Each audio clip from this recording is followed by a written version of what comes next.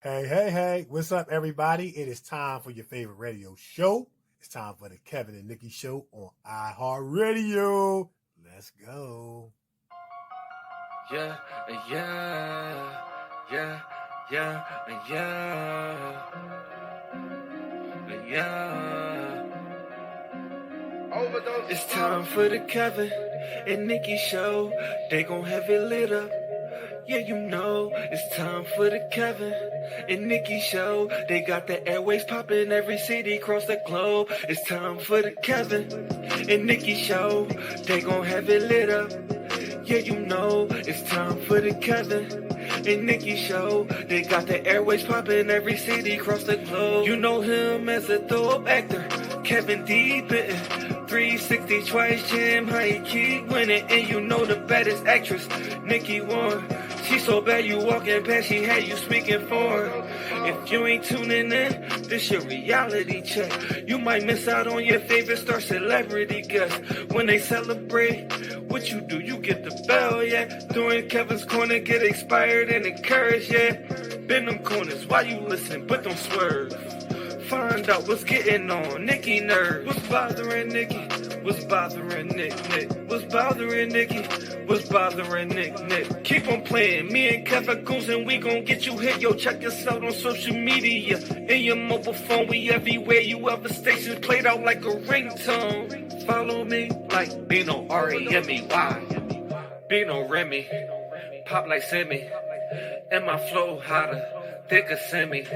Been doing this since I scraped up pennies. But back to the subject, Kevin Nikee.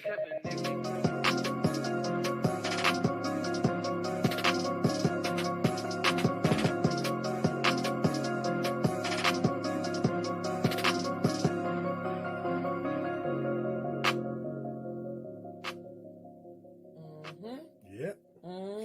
Yep. Yes, sir. Yes, sir. Yes, sir. Yes, sir. Yes, sir. Yes, sir. Yes, sir. Yes, sir. That intro, it never gets old, man. It never gets old. Yeah, 936 Bino. Yeah. With the intro. Yeah. You hear the flizzo. Yeah, you know how it gizzle. Yeah. You know what? And just by way of shout out, man. Shout out to Bino 936. He just dropped his new single called Miami Vibes. Yeah. We're gonna play it next week. Mm-hmm. We're gonna play it next week. Let you guys hear it. It's awesome. And I listened to it, man, at least 10 times. And I'm gonna tell you, man, the kind of the headline is, you know, are you tired of being quarantined? Let me take you on a trip to Miami so that you can feel my Miami vibe. Something along that lines. Okay. Kind of what I read, kind of how he introduced it and kind of headlined it. And when I listen to the song, man, he really paints a picture that takes you to the beaches with the white sand and the clear water. And, of course, he had to be getting with some girl down on the beach, you know what I mean? Yeah. With a drink in his hand, but... Be honest with you, I don't mind the quarantine. I really don't. I really don't. I don't mind it. You know, I don't mind being in the house. You know, I just don't like the traffic from, you know, driving back and forth to work. Save a ton on gas, tell you that. What? How does that relate to Miami vibes? Oh, I mean, I'm just asking. I mean, because you know, I can work from home, so I can go down to the beach and work from there. Okay. I just don't, you know, like the driving back and forth up and down 95 to go to work and stuff like that. I got you. So I don't mind the quarantine just as long as I don't got to go to work. I got you. I don't mind it. All right, so Miami vibes next week. And Nikee does not mind the quarantine because she gets to save money on lipstick and not have gas and all of those. That's stuff. right. I got listen, look, don't get me started on saving money because I've saved a ton of money on the nail salons and stuff like that. I told y'all last week. I was in my nail salon bag. I got my poly gel nail kit, and I've been gelling it. Don't they look good? You know they look nice. You know it. They look nice. Oh Why keep putting your hand back down there? See, don't they look nice? They look nice. Anyway, I am actor Kevin G. Benson. I am actress Nikee Warren. And we are back. It is another exciting week. Yeah. Another exciting show. Yes. Another exciting guest on the Kevin and Nikee show on iHeartRadio, man. And we are back. From outer space. We are back. Yes. It's good to be back. It's good to be back. Yes, we are back from last week. That's it. That's a good thing because, you know, hey, man, somebody didn't make it back from last week. Somebody didn't make it. Therefore, it would be a blessing. Yes. Anyway, so there's always a lot going on. There's always a lot to talk about. And even when it seems like it's not a lot to talk about, there is a lot to talk about. So we're going to talk about it. We're going to get into our adventures. So with that being said, it is now time for the many adventures of Kevin and Nikee.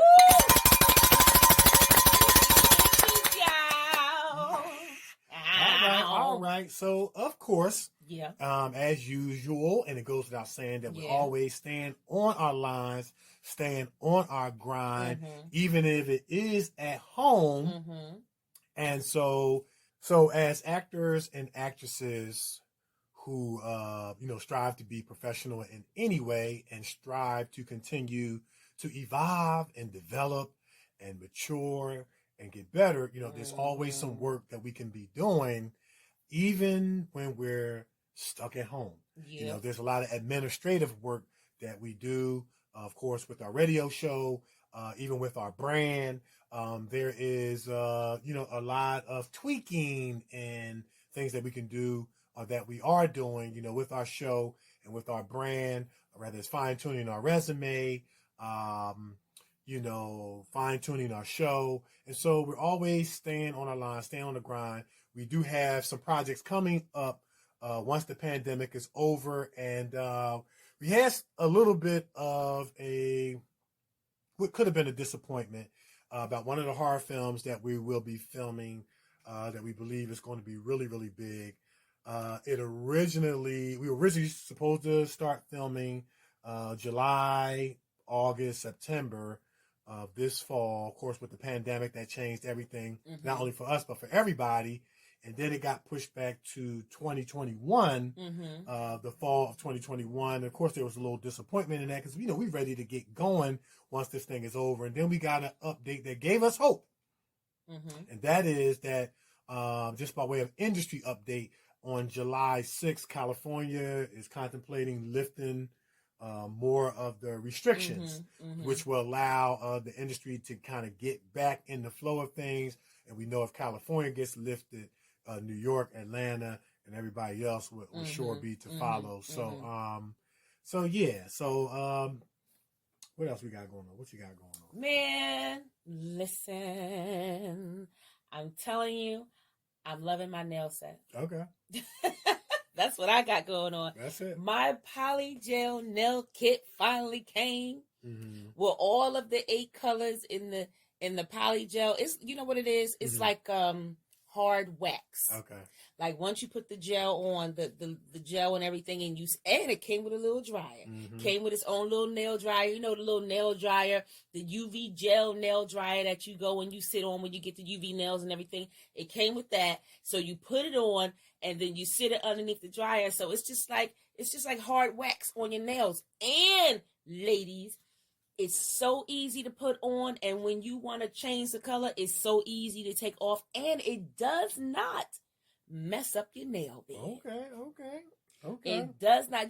When you have you ever seen Kev? Some of the ladies when they take their nails off, the nail bed look all brittle and different things like that.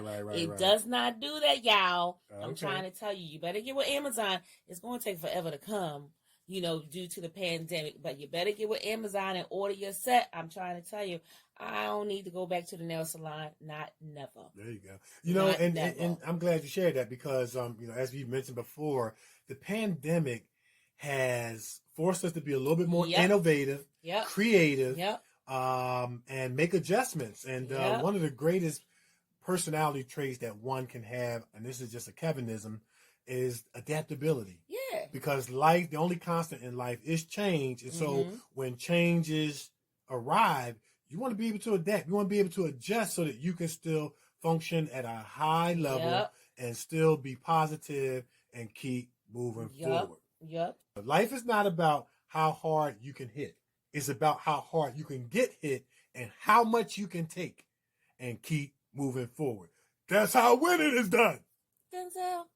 Sylvester Stallone. Ah. Rocky. Rocky. He get the bag. I got one more for you. Okay, go ahead. No matter what happens, Mm-hmm. keep punching. Who said that? Jesus. Well, he might have said it in a different way. No, but say who said it? Rocky. You in your Rocky bag today? Was you watching Rocky over the weekend? You know, I was watching Creed though. Oh my goodness! Yeah, you in your Creed bag, okay? yeah. All right, yeah. Anyway, no matter what happens, no matter what you're going through, keep punching. Yeah. That's encouraging. And that is encouragement because, like you said, you know, we're in a pandemic, and you know, a lot of things, like we said last week, are closed. Yeah. I.e., nail salon, hair salon, different things like that. So you got to learn how to do things yourself. Yeah. And so that polygel nail kit, it comes with all of these, you know, bags of art and stuff. How you know how some people have little flowers and stuff on their fingernails. It comes with all of that. And the good thing about it is that it's only one price. That whole kit only cost me, Kev, $54. Okay. Order it off Amazon, and you got all this stuff in there. Do you know how many trips to the nail salon you have saved? Yeah. Just to go back and get the little designs and stuff. One of the nails fell off. All I did was pulled out the little kit and put the darn nail back on there. Do you understand that to go back to the salon and replace a nail, how much that costs? Yeah, absolutely. And then they take the nails off so that you can get another design on. They charge you to take them things off. $2 to $4 per nail. Right. Come on. Yeah. And all you have to do is just pop the things off yourself and save your nail bed, and your nails are still strong underneath. Come on, I saved myself a ton of money. That's it right there. Ton of money. And it's the same with you know, getting your hair cut like during this time. Mm-hmm. Hey, you got your little peanut shape up quick clippers, and you're learning how to, you know, keep shaping yourself up. You know, you may let the afro blow out because, you know, you can't cut it like you want to cut it for those who can't, but you can still shape that line up, shape that beard up, and you know, keep yourself feeling good about yourself during this time, man. Because part of you know, surviving something like this is what what we're learning is keeping your spirits up, and sometimes it keeps your spirits up to sit there and do your own nails, even though you ain't going nowhere. You just feel good about the fact that your nails is done. Shape your hair up, shape your beard up, and you feel good about yourself that you got a little shape up. You don't feel as gloom and doom because it makes you feel good on the inside. So listen. So yeah, man. Yeah, let me tell you, I opened up them windows, I put on some music, let that nice little summer breeze flow through, and I was doing my nails and having a good old time. And look, you don't even have to do. It comes in different colors. Okay. So you don't even have to deal with that nail polish smell. Right. You know how some people don't like the fumes from nail polish? Yeah. You don't even have to deal with that because the gel comes in different colors. Just pick the one you want and put it on. So I turned my bedroom into a little nail salon, and I was having a ball. That's it right there. And you can take the dryer apart and do your toes, because, you know, dry your toes and stuff like that. Okay. So that's what I was doing over the weekend. You know, pampering myself. That's it. And we ought to treat ourselves. We ought to pamper ourselves. And because guess what? You're worth it. You know what I'm saying? Exactly. You're worth it. And so, but they are slowly but surely opening up certain businesses. You can see the traffic build up. You know, you can kind of see more people out. Life is slowly but surely getting back to a level of normalcy. But we're not out of the woods yet. Continue to wear your mask. Continue to wear your gloves. Continue to exercise social distancing, and stay safe out there. Yeah. Stay safe out there. But here comes the real test. What's that? You've been doing all this stuff. We've been in quarantine since March 16th. And you've been learning how to do all this stuff on your own. The real and saving money. The test gonna be when it's over. Exactly. We're gonna continue with our you know, what they call it, frugal, being very frugal, frugal behaviors that we're forced to learn, or will we jump back out there? Because I'm gonna tell you, I've learned a lot of things during this time that save for a rainy day. Yep. Try to live as close to debt free as you can. Yes. These are just some things that I learned during this time in terms of how important Mm-hmm. when you're on your job. You know what? There's some things about all of our jobs that we may not like, but work hard. Work hard every day on your job. Why? Because when it comes time to make cuts, as we used to say in basketball, make it hard for the coach to cut you. That's right. Because if you're going to work every day and being diligent, when pandemics come and they're going down their list of people who they got to let go, okay, this one comes late every day. Mm-hmm. Anyway, Mm-hmm. we need to save money. Let's start with that person. Exactly. But if you're the one that's coming there early, doing your job, you're where you're supposed to be, doing what you're supposed to do, you're being diligent. They can see this on camera. You're not going over your lunch break and things like that. Wow. You're going to be one of the ones that's going to stick around. Wow. Because they are letting people go. Yeah, they are. They are slowly but surely letting people go because they got to save money. Yeah. Make yourself hard to cut. Yeah. That's another thing I've learned.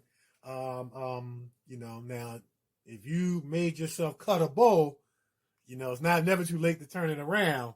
But hopefully you've been diligent. At your new job. At your new job, yeah. At your new job. You can new always job. start over at your new job.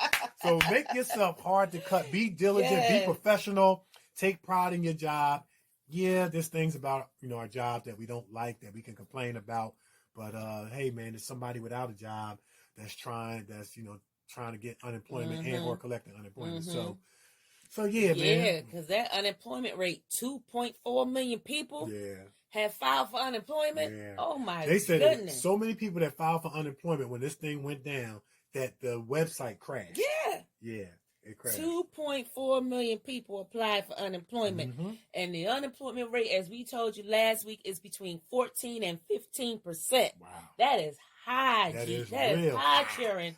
That is high. That's real That's high. real high. That's real high. Listen, that is a lot. That's a lot of people. Of money going out. Yeah, that's a lot of people. That's a lot of people. And they mailed out. They're starting to mail out. Well, they started last week. Mailing out the debit cards to the people who did not have bank accounts when they filed their taxes. The people who got the paper check. Listen, y'all better check your mail because it's coming in an envelope that looks like junk mail. Your debit card is in there from the IRS. Now, if you threw that thing in the trash, that's it. I don't know what to tell you because trash man already came. That's your stimulus. Okay, you're going to have to go out there and check it. That's trying to find it. Listen, you better check it before the trash man checks it. That's your stimulus check. You're going to be checking in the trash can to see if you can find it, Joe. Look at what I do when I'm getting something in the mail. I feel the envelope. Bend it. If it feels like there's a card in there, let me see what this is. Right. I'll open it up. I ain't even apply for this. Shredder, stuff like that. But check your mail. Is coming in an envelope that doesn't look like, a regular envelope because they wanted to be discreet.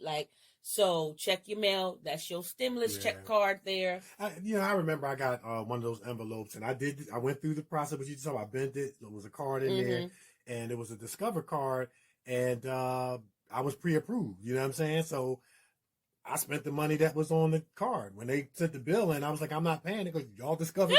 You know what I'm saying? Y'all discovered me, man. So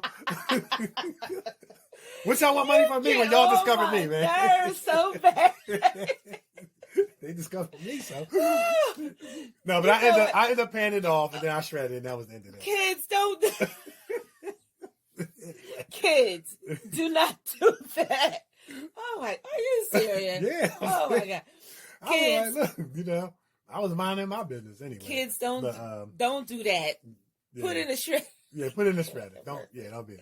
I get them cards all the time. I put it right in the shredder. Yeah, that's right. Like, that's what I do now. That's what I do now. Yeah. Because now I only have one major credit card that I use for emergency purposes only. Yeah. And like we talked about before, we try to do the best we can to pay cash so you can stay as debt free as you can. Wow. And so I can't believe you said that. Yeah, they discovered me, so why do I gotta pay them? They discovered me, man. So wow. anyway. Well, Capital One is pretty good. Capital One card, you know, but you got to be careful because it's those interest rates That's that what get I was going you. to say. You got to watch those interest rates. Don't nobody want a high interest rate. I'm going to tell you like this.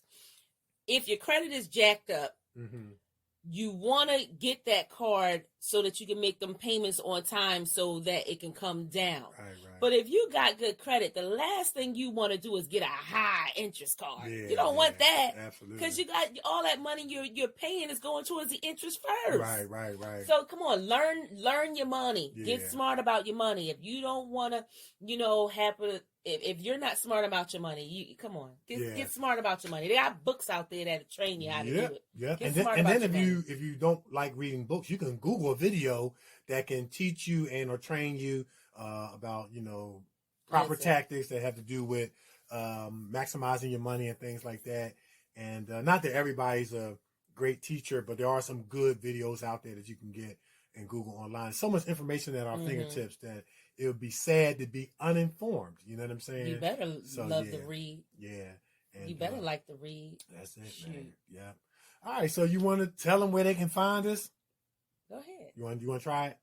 No. All right, guys. So, we always try to put out there where you can find us so you can continue to grow with us and go with us and things of the sort. So, if you're ever on Amazon Prime, you can check out Mercy.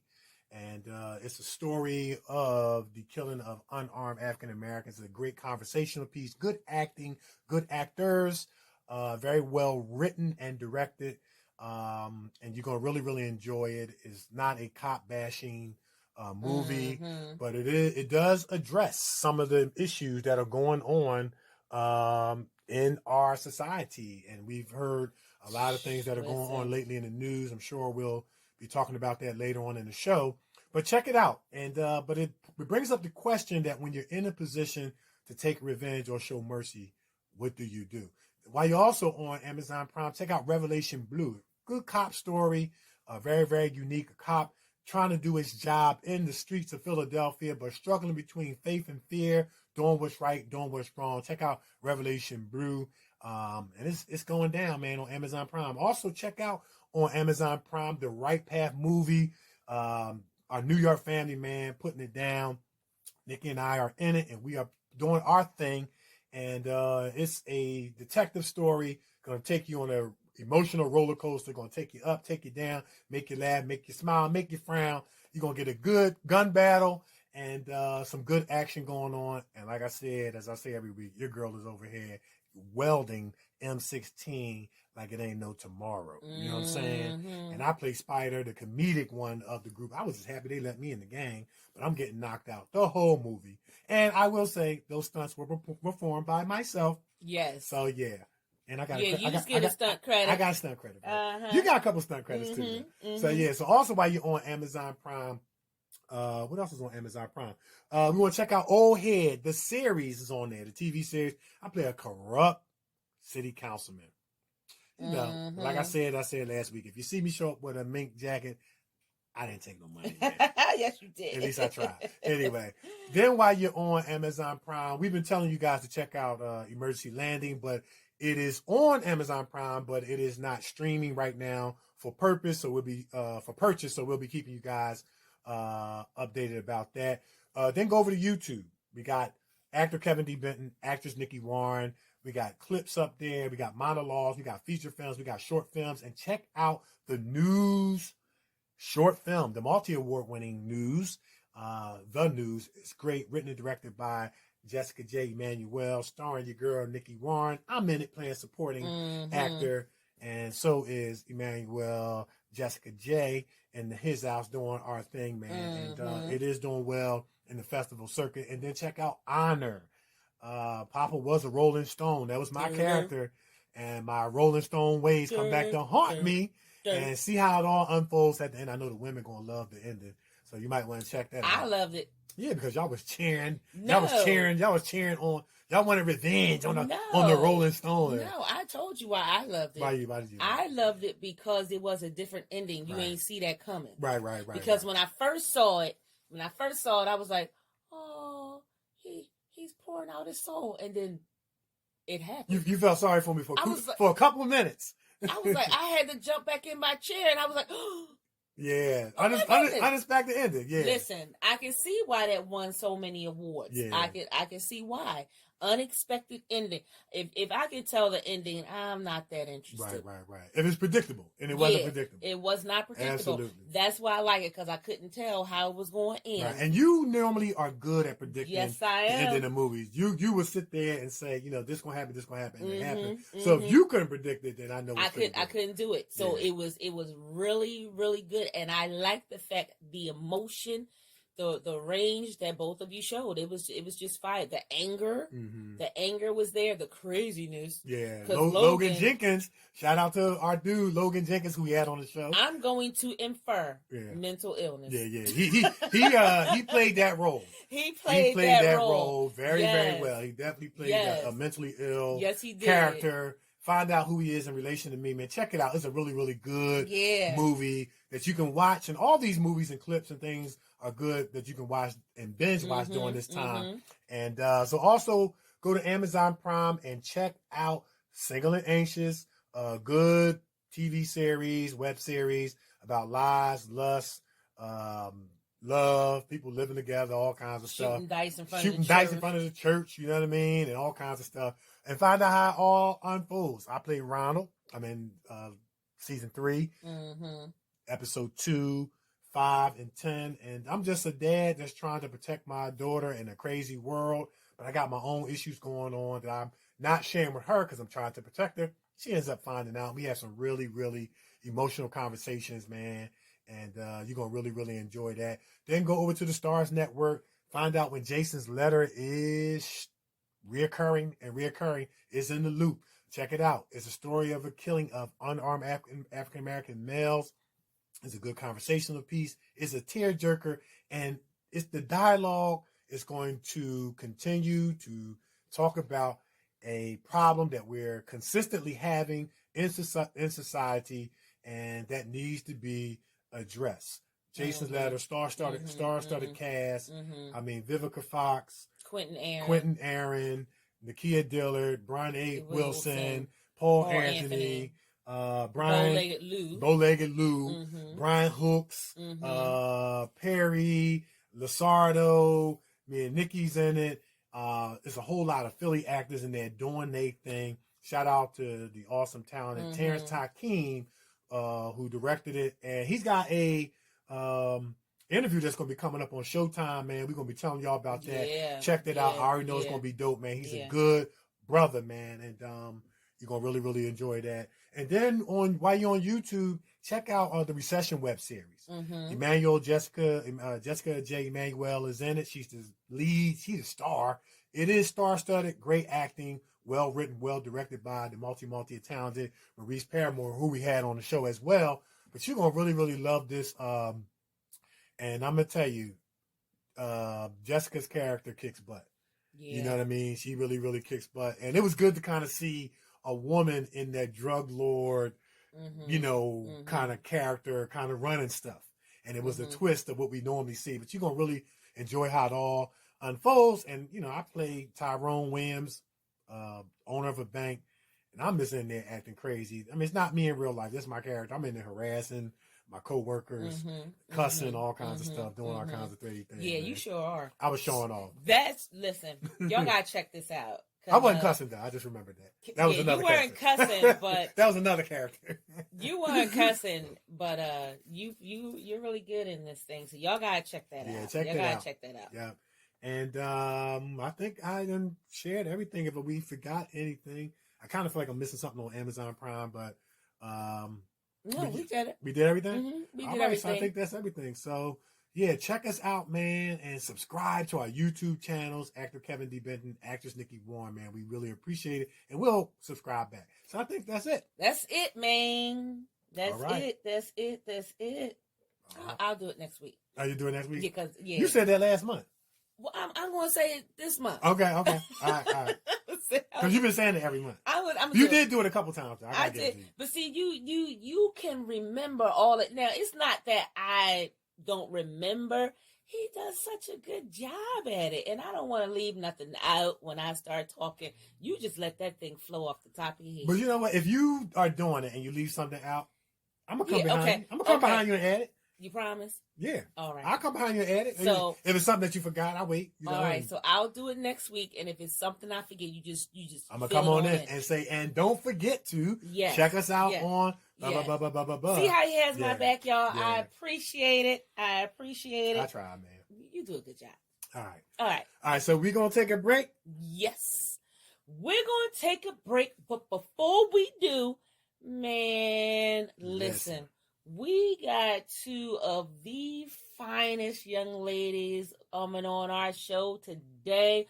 Both of them are awesome in their own right. We're going to talk to them. We're going to find out all about how they got started, how they came together, what they got going on individually, and we're going to drop some music too. Yeah. We're going to have a ball talking to them because both of them were just funny. And they are definitely a dynamic they duo are. in their own right indeed. And one of them is the author of this next song we're going to play. Yeah. And what's the name of it? I Heart You Forever, featuring Unknown. Yes, throw your hearts up. But we don't know who she is because she's unknown. That's right. Throw your hearts up. We'll find out. We're going to ask them. Yes. This is the Kevin and Nikee Show on iHeartRadio. We are everywhere and will be back. I heart you forever. Forever, ever, ever, ever.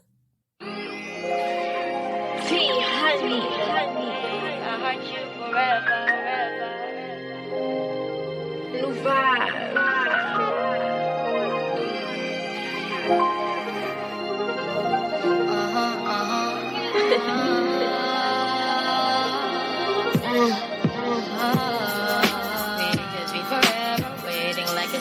My love is true, it could never falter. I am willing to forget my heart's contender. Render to me to my fullest surrender. I believe that you and I are great together. Baby, treat me sweet and love me tender. Unconditional, I get cause you a keeper. Hey, I heart you forever. My love is worthy, ain't nobody perfect. Underneath the surface, you moving like a serpent. I ain't about that drama, so bring it to your mama. I'm just trying to build a sign of hotter than in Ghana. Moving mountains, water to your fountain. We just need to grow like a seed when it's sprouting. Trees in the breeze, how we ease with the clouting. Hearts on my mind when we grind like a titan.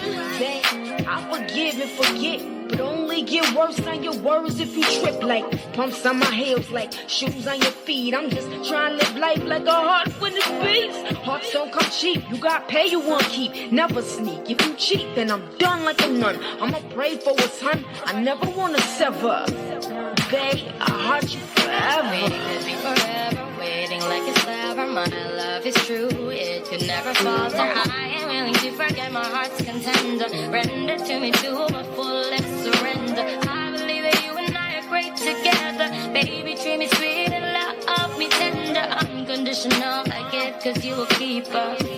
Hey, I heart you forever. Writing in this book, how the words gonna look? Cause we floating in hot water like the name Captain Hook. What you took left me shook, now I'm hidden like a nook. God, please save us all, cause we moving like some crooks. Knowing what I need, and I know what you got. If you gave what you had, then we would've been on top. But the top would never stop if you moving like a clock. Time stand still, please, if you flooding on the mob. Used to treat me right, then it turned left. Now you acting wrong like the answers on the test. I don't want fair, and I don't want to leave. I'm all forever bleed if you cut me like a sleeve. Do you like a checker? Makeup on your neck up, neck down. Ha! We could take a step up.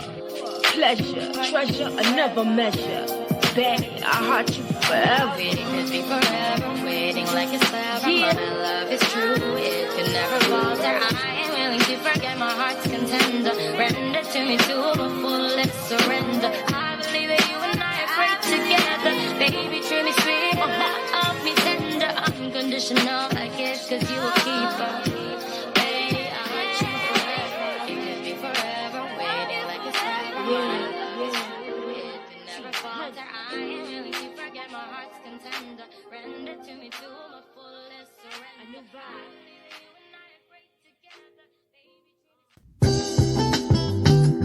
Satisfy your sweet tooth with some tasty treats from the Brownie Shop.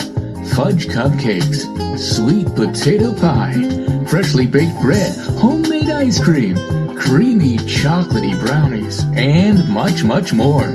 Check out their full menu on Facebook Brownie Shop or Brownie Shop 2019 Instagram. Get your next dessert from the Brownie Shop. Your sweet tooth will love you for it. Urban Elite Beauty LLC is an online urban beauty supply store that serves both men and women in urban communities.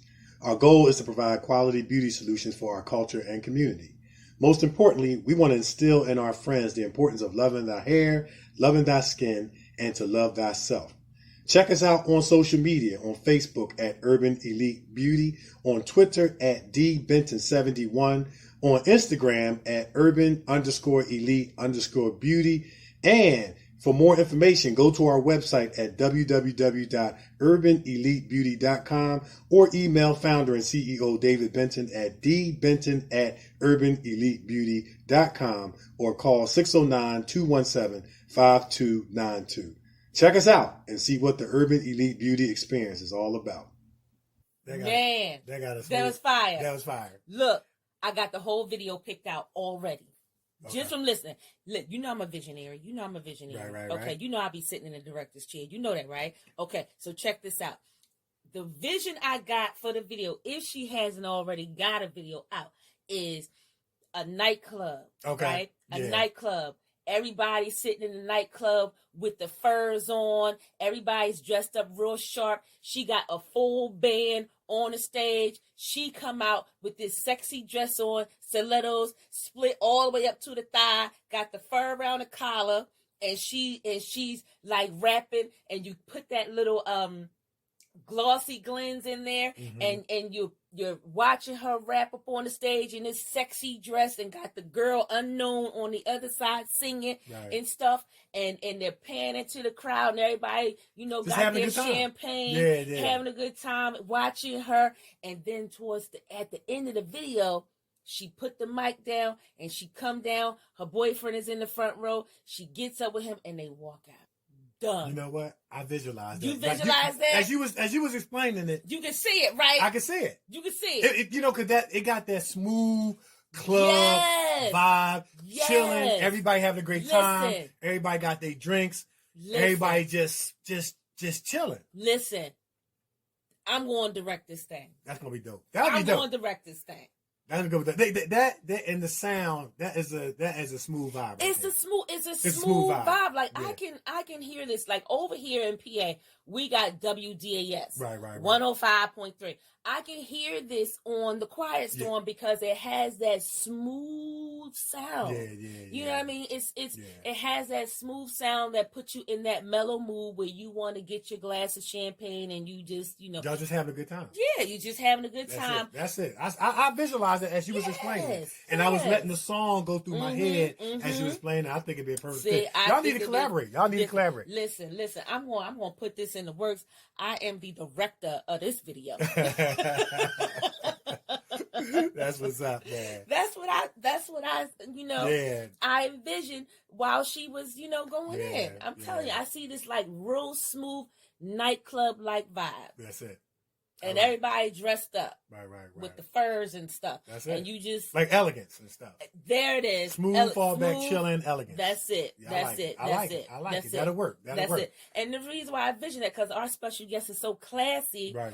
She don't need to be out with the cars bouncing up, and she don't need that. I got you. That's right. You're right. She don't need that. That's right. But she can go there if she wants. She could. Because she's so versatile. Yes. But for this right here, I like the nightclub scene. Like me, I like that. Yes.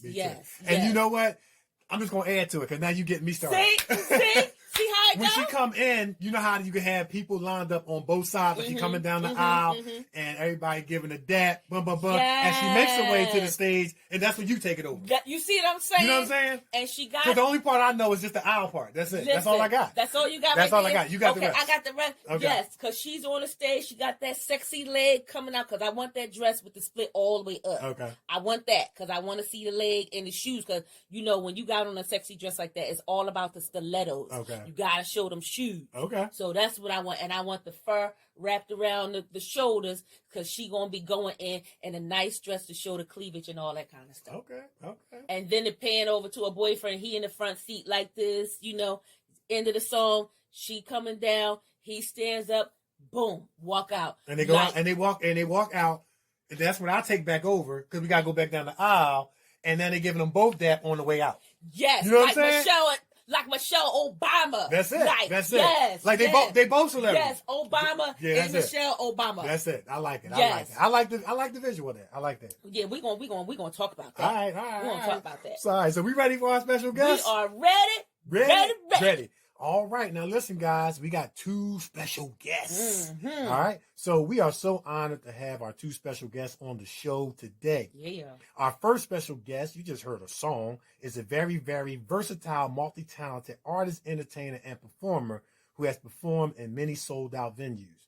She is signed with New Vibe Records, the record label of our brother, who we had on the show last week, the legendary multi-platinum, multi-Grammy nominated producer, songwriter, musician, and arranger of millions of records sold, Mr.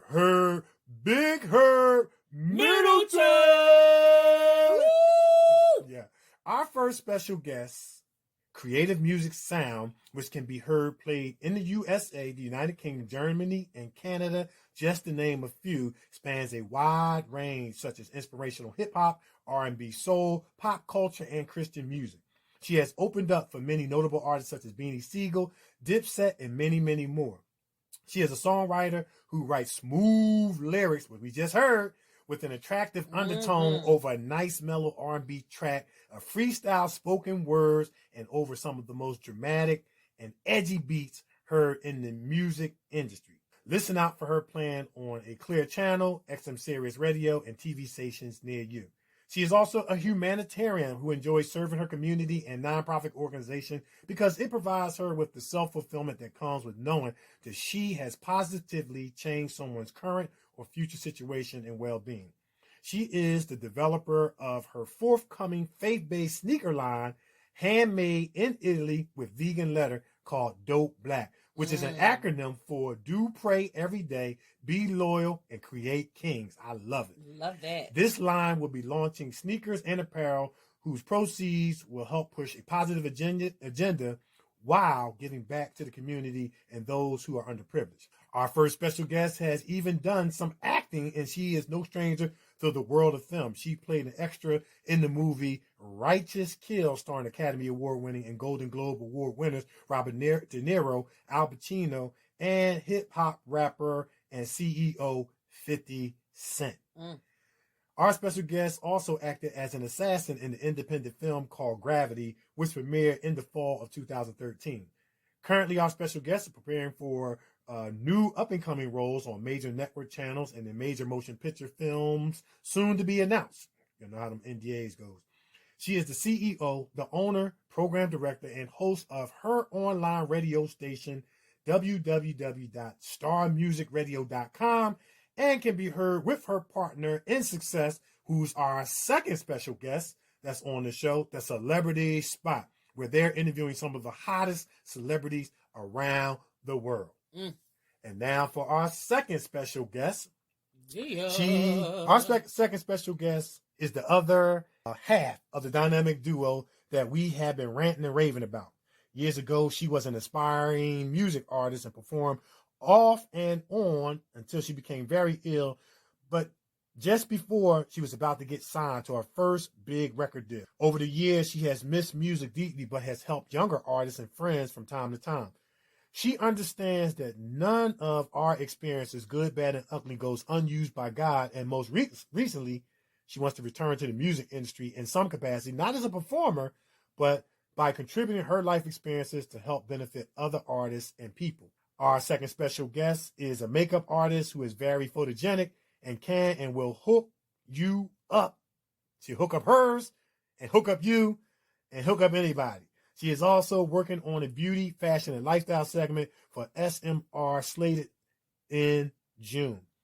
Our second special guest is a writer and is writing her first screenplay with her partner, award-winning screenwriter Kristen Van Slyke. The project is called The Relics, which is a supernatural fantasy thriller. Her next project will be based on the epic Greek mythological type character like the legendary Medusa And of course, she can't get too much away about the product because they are in the writing stages. Nice. But being surrounded by positive people, like our first special guest, was also very important to our second special guest. And when the opportunity presented itself to host with our first special guest, man, it was like thunder and lightning. Together, our first and second special guests, man, they do damage like Thelma and Louise, like Tia and Tamara, like Zena and Gabriella, and they make up the dynamic duo host of the Celebrity Spot on Star Music Radio that can be heard around the world. Yeah. Who are we talking about? Miss LaTasha Williamson, a.k.a. T-Huny, and Nikee Wolf, a.k.a. Soko Nix. Yes, they go together like peanut butter and jelly. Yes, avocado and chips. Okay. I like it. Shrimp and crabs. Right, but you know what? We gotta play the introduction. Yeah, we got. We gotta play this 30-second introduction. Yes, we gotta let y'all hear this thing. It's like fire, babies and pacifiers. Yo, this is Shaquille O'Neal. Hi, this is Elton John. Hi, I'm Jerry Springer. Hi, this is Madonna. Star Music Radio presents the Celebrity Spot, hosted by T-Huny and Soko Nix, giving you up-close and personal interviews every Sunday at 6 p.m. Eastern, only on StarMusicRadio.com. Yeah. That's it right there. Yeah. That's it. And we had the pleasure of being on the Celebrity Spot. And an article. We got an article. We got an article. And an article. All right, but look, we ready. We ready. All right, we ready. All right. So we have our special guest on the line, and we are ready for him. We have LaTasha, ready for them. We have LaTasha T-Huny Williamson. Yeah. And we have Soko Nix on the line. And we are really excited to have our friends on the line, man. And they're doing great things individually, doing great things as a team. And we're gonna talk about it. We're gonna jump right on into it. But before we jump into it, we just want to first say thank you guys so much for taking time, out of your busy schedule. I know they got the pandemic going on. Folks are stuck in the house and all this stuff, but y'all still got stuff y'all do as artists, as radio show hosts and all that stuff. So thank you guys so much for coming on the show. Thank you for having us. Yeah. Right. No doubt. All right, so look, we're gonna jump right on into it. Jump right on it. All right. Okay. So I'm up first.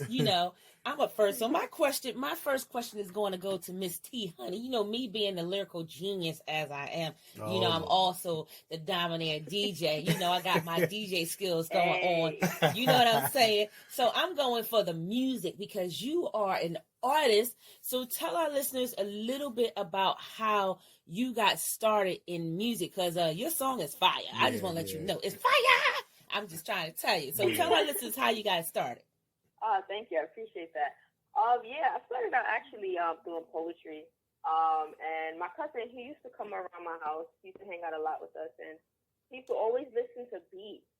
And I was like, I would listen to beats with him and stuff. And then I started just writing to the beat. And, I was already doing poetry. And it kind of took off from there. I was like, I created a song one day, let a few people hear it. And it was like, okay. And, I started using music and writing and poetry as therapy. It was very therapeutic for me growing up. And, I just stuck with it. And the response was I was like, all right, maybe I should just, keep doing this. And that's kind of where it took off at. Okay. Awesome. And you're doing a great job at it. And, we featured your song on our show before we brought y'all on. And, everybody around the world is vibing to it. We was in the studio vibing to it. That's right. And it was great. So I would like to ask T-Huny, like, okay, you're a phenomenal artist. You have a very, very unique sound. Your sound promotes strength. It promotes, I want to say, women empowerment, but assertiveness. And so I wanted to kind of ask you, who were your influencers that kind of inspired you to, your style or to start, rapping? Like, you have a really broad range in which you can do your thing. R&B, soul, you do Christian, you do hip hop, You know, you do that smooth sound. So who were some of your influences that, you know, you said, you know what, they inspired me. I want to kind of do what they do. Yeah. Well, I have a little funny story about that because I get asked that a lot. And my response is, well, when I was growing up, my mom, you know, she was one of those strict parents. And, you know, we couldn't listen to nothing but, you know, like Michael Jackson type of movie, which, I mean, obviously is good to grow up on. The Three Supremes and stuff like that. So I wasn't really around hip hop, rap, you know, anything outside of like the Jackson 5 and stuff. So I had when I first started really noticing that sound of music, I was a little older, like maybe 11 or something.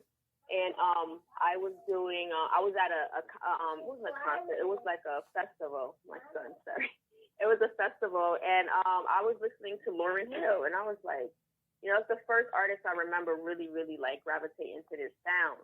And so I used to listen to her, but I never really like, you know, had an artist, and I was like, I want to kind of do it like them, but I definitely was inspired by Lauryn Hill. Gotcha. I love Little Kim. Yeah. See, that was funny that you said because when we was listening to your song, that was who I threw out. I said, she sounds a little bit like Little Kim, a lot more classier without all the cussing and stuff like that. Right now. But you know, you had that, like I said, assertiveness, but it wasn't as forceful as like a Little Kim, but it was your own unique style. So so that's confirmation that I was on the right track. You know what I mean? You were. Yeah, no doubt. Yeah. Okay, that's great stuff. Okay. Now, Soko, you got some musical geniusness going on as well. Tell our listeners about how you know about your music. Tell our listeners how you got started in music. Well, I really haven't done music in forever, but when I was in music, it was basically just my ticket out of the psych ward. Okay. Like, that was just my strategy. Like, I was on the other end of the spectrum. Like, I just wrote a bunch of crazy things, and my mom was like, if anyone reads this, you're getting locked up. So it was just basically wow. It was just basically my way of staying out of, you know, getting locked up into a mental ward. So I vented a lot of my feelings, and I also made a lot of crazy things up. So, you know, plotting murders. Oh, wow. But they're always fun. You know, I make them fun. Okay. There's always, DIY certain things, you know. Okay. It was just my whole fun thing, you know, take on certain things. And I guess that's why I like, you know, writing stories now, which is what I'm kind of into now. So, you know, maybe that was, you know, music wasn't really my path. So I still love music, but, you know, I kind of got sick and it kind of took me out of it. Okay. But now you know, I've ventured into, you know, getting into screenwriting, and that's what I'm kind of focusing on now. And I'm like, well, maybe those stories of, you know, writing crazy things and really dark comedy, maybe, you know, and dark stories, maybe this is why I had a gift for it. Right. Maybe that's why I was good at that, you know, making up crazy things. And my mom's like, you know, awesome. What did I do? You know, and that's what my mom would read. Like, what did I do wrong? Wow. That was her take on it. She's like, no, it's really good. Right. I'm just frightened for you. You know, that was always her. I got you. You know, she'd laugh it off. Well, she's like, it's so good. It's so good. And I'm proud of you, but it's just really dark. Right, I got you. Wow. You know, it's funny that, you know, that you said that because, you know, in your introduction, one of the things I said of you was that you understand that none of our experiences, good, bad, and ugly, goes unused by God. And most recently, you know, you talked about how you wanted to return to music the industry, but not as a performer, you know, to help artists, to help friends. And then you got into your writing. And so you're kind of pretty much saying the same thing, how you were writing music, you know, it was a little different, but it was your own. And now you're into screenwriting. And so you are now, you know, into screenwriting and things like that, which is great. You're writing alongside your partner, who's a award-winning screenwriter. So talk a little bit about that as well. Yeah, she's amazing. We're writing a story called The Relics. It was based off a stories I've been writing and characters and everything. And Kristen Van Fleck, she's just amazing. She kind of gave it a voice, and, you know, more structure about in the ways of a script. And she's just helping me, you know, she's helping me build it, and she's just amazing. So I'm basically like, I give it a foundation, like I'm giving it characters and things like that, and she's building the story in the ways of giving it visualization, and she's teaching me all that. And she's just so amazing. She's so incredibly talented. I can't sing her praises enough. She's got so many scripts out there that have won so many awards. She's got one right now that she's done with Dan E. Scott, and it's called Hindsight 2020. They've won so many festival awards for this that you can't even see the poster anymore. Wow. Like they're doing great things, and I'm honored to be, you know, working on some projects with them. You know, that they're working on my projects with me. Awesome. And I'm just honored that they're helping me, and I'm, you know, they're just amazing people. So I've kind of, you know, it's been serendipitous that I've fallen into that group of people that kind of see my vision, and, you know, we kind of, it's, you know, when Kristen and I work together, it's like I can write something and she will see it the exact same way I see it in my head.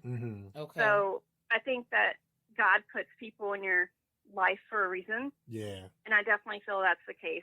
So she's amazing that way, and we just work really well together. So I've been very fortunate in that situation. Yeah. Awesome. Okay. Now you have this, you talked about how you're going to be writing on your next project. I don't want to jump too forward, but we just want to kind of touch on it. I know you can't give too much away because it's in the writing stage, and then it got the NDAs and stuff where you can't give too much away. But you talked about writing about, you know, mythological type characters like Medusa. Now, I'm a big fan of Clash of the Titans, Greek mythology. So where did you get your, you know, your love or your interest in Greek mythology and characters like Medusa and Perseus and Athena, and the list goes on? Because, I mean, I love it. Yeah, those are classics. I've always had that. I've always kind of been into Greek mythology and everything, and I was a big fan of, like, Buffy the Vampire Slayer. So I kind of had a dream about, you know, Medusa was kind of condemned and cursed, and that's how she became the way she was. So I kind of looked at that as being a positive thing. You know, she kind of, you know, vented for a while, you know, in my version, and she kind of vented it out and hated it. But then she kind of started seeing it as a plus side, and she saw it as a way to help people. And then from that, there were others like her. And it's kind of like if, you know, there were others down the line that were gifted, and they're going to be kind of somewhat vigilantes in my story. So it's going to be a little dark. There's going to be some darkness, but I don't want to talk too much about it. But there's going to be some darkness, but it's definitely going to be a positive where they're helping people, but at the same time, their curse is their gift. So that's kind of where I'm going with it. But I'm excited about it. It's very early. It's going to be a lot of changes, you know. You know how script writing goes. It starts out as one thing, and then that's completely kind of the another. basic, you know. But you know what? That's kind of like that's kind of similar to how life is. Some of the things that we feel are our boundaries is the very things to help us achieve. And I love how you know, you're taking legendary characters and you're really giving them redeeming qualities. So as you were talking about Medusa, and she's going to be helping people, I'm sitting there thinking, look into my eye and turn you to stone? Like, what's going on? Look into my eyes and I'm going to turn you to stone. And then turn you back. You know what I mean? But no, she turns them back. So that's what that's the good thing. Okay, she'll turn them for a minute and then turn them back. So yeah.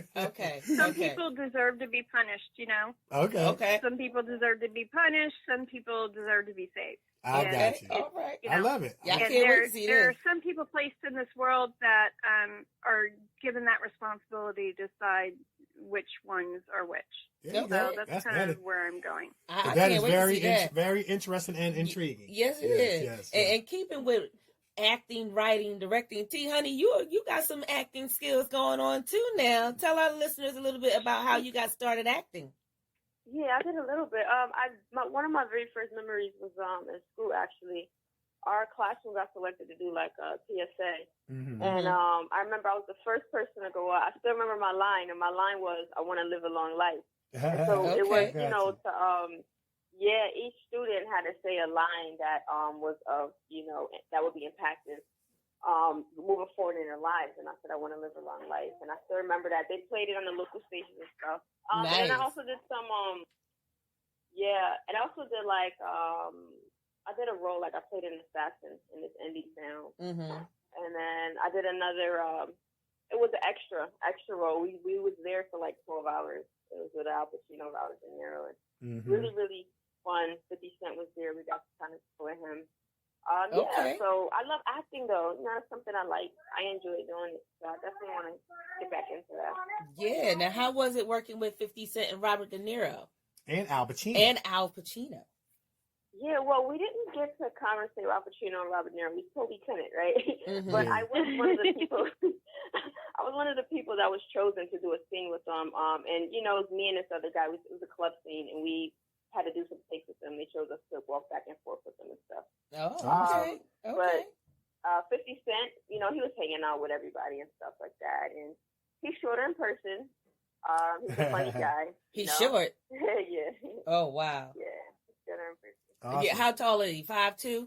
I'm taller than him. No, you're not tall. Nikki, I can assure you, you're not taller than him. Quiet. I can assure you, you're not taller than him. So we're not gonna open up that can of worms. Okay, that's not. Well, he's not short. I should say he's shorter than I thought he'd be. Yeah, I should say that. He's not short. Yeah. Awesome. Wow. Now, T-Huny, now you get the opportunity, the privilege, the blessing to work with the legendary multi-platinum, Grammy nominated producer, songwriter, musician, arranger of millions of records sold, and much, much more, Mr. Herb, aka Big Herb Middleton, who we had on the show last week. And you know, you're signed to New Vibe Records. I mean, it don't get no better than that. Mm-hmm. What's it like working with the legend? Man, first of all, I'm super honored and blessed to be able to work with Herb. He's one of those guys that, or men I should call, say that when we conversate, like we always talk about God. He's always uplifting. Mm-hmm. Him and his whole family, his wife, like they're just beautiful people. Mm-hmm. And I learned a lot from him, you know. Mm-hmm. And when it comes to music, it's like a team because he's able to, so say I have like an idea, he's able to just make it happen just like that. Or he'll come to me with the same idea that we're both sitting and thinking about. So we just connect on that producer and artist level, which is sometimes hard to find, right? So it's a blessing though, because we both have the same outlook in a direction in which it is that I'm trying to take my music now. Okay. You know, dumbing it down a little bit with the lyrics and bring it more in an inspirational aspect. But yeah. You know? Okay, yeah, that's the nice version. You know, that's the nice version of in the studio. But come on, T. I know y'all be arguing over that music in the studio now. Tell us for real. I don't. I seriously don't. Like, honestly, one thing we probably never agreed on would be how to, like, when to put a record out. Like, you know, but we really do connect on that level. It's crazy. Mm-hmm. I was just talking to him earlier today, and, you know, we're working on some things, so you guys could definitely look out for that. Okay. Well, we definitely going to bump your music. Yes, we are. On our show. Just let us know. And I'm rhyming. So you got me rhyming, T. You know what I'm saying? You've been doing it all day. I've been rhyming by accident. You know, maybe it's... You know, maybe he's trying to get a record deal. I'm trying to get a record deal. Yeah, he's trying to get a record deal this week. I was trying to get one last week. I mean, Nikee was auditioning throughout the show. Yes, you know I kept singing throughout the show and stuff. You know, now you rapping. It was like a musical. She was singing for no reason. Yeah, you know what I'm saying? Everybody just burst out in song. We'll see what happens. Now you got this awesome. Go ahead.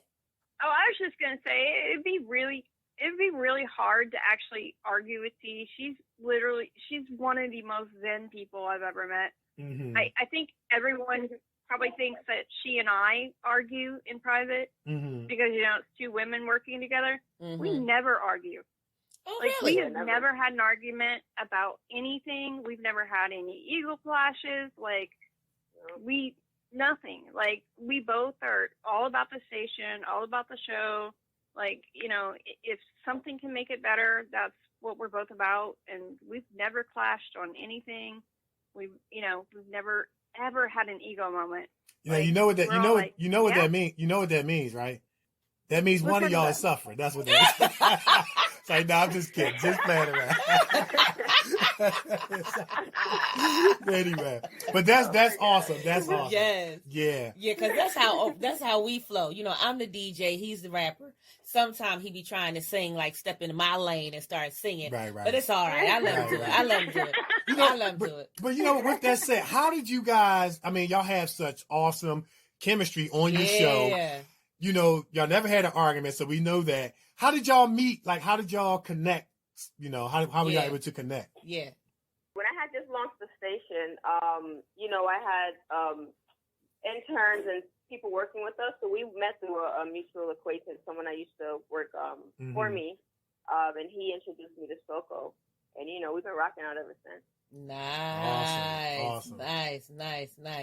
I like it. They've been rocking ever since. That's it. So they just hit it That's right it. off the nose. You know what I mean? That's it. Like we kind of compared you guys to like Thelma and Louise, Tia and Tamara. Mm-hmm. You know what I'm saying? Zena and Gabriella. Like y'all just like Thunder and Lightning, man. Y'all got it going on. Yeah. Y'all got peanut butter and jelly. Peanut butter and jelly. You know what I'm saying? Y'all got the chemistry. Yes. And y'all show is fire. Y'all got hot guests on there, man. And y'all wear worldwide doing y'all thing on Star Music Radio, man. And it's great, man. Really great shows, great guests. And we want to say thank you to you guys for having us as guests on your show and even doing the article. And we were honored that the dynamic duo called us a dynamic duo. Know, that's so awesome. yeah, that was great. That's awesome. Thank you so much. Yeah, thank you guys for being on our show. It was a blast. We were so excited to have you. Oh. You guys were a great show. You had great energy, and we were just so excited to have you. Oh, awesome. Nice. Awesome. Thank you so much. We try. Yeah, we try. We try. And you succeed. Thank you. Yeah. And going back to LaTasha's music, I just want to say one thing. When I first heard her music, when I first went to the station, I listened to her and I was like, wow, there aren't a lot of really good MCs anymore. Yeah. She's been awesome MC. Yeah. I am so proud of her. I am always supporting her and throwing that up. And anytime I talk to somebody and they're like, they're like, what station you work for? And I'm like, as I mentioned, I work for a station. I'm like, oh, and this is my boss. And I'm like, listen to her. She raps. And they're like, oh my God, she's actually good. And I'm like, yeah. Damn right she is. That's right. Like, I'm so proud of her. Right. Now, Soko, you do makeup and you're very photogenic on Facebook. Your pictures and things like that. Where did you get your? I mean, of course, women do makeup, but I mean, like you are like a makeup artist, and so where did you get your, love for it as a craft? So much such that you're good at it, and you do yours. And I'm sure you could maybe you could do something with my face a little bit. You know what I'm saying? Hook me up. But where did you get your, your love and your passion for just doing makeup and just being so photogenic in front of the camera? I used to be horrible at it. Well, I modeled when I was a teenager, but I used to be horrible at makeup because I really don't like to wear a lot of makeup unless I'm like doing photos or something like that. If I do photos, I'll do my makeup. But I have 2 older daughters, like, that are grown, and they love it. Like, they are like Picasso with like Too Faced and all the major makeup brands. Like, you take them to Sephora and they will paint you. I mean, I'm not kidding. They can do anything with it. So I just kind of watch them. Okay. That's kind of how I learned. I mean, I'm serious. They can do anything with their makeup. They are so good at it, both of them. Wow. And it's just, I just kind of watched them and learned. And it was like, why can't I do that? And it's just like, I would sit there for hours and just kind of play with it.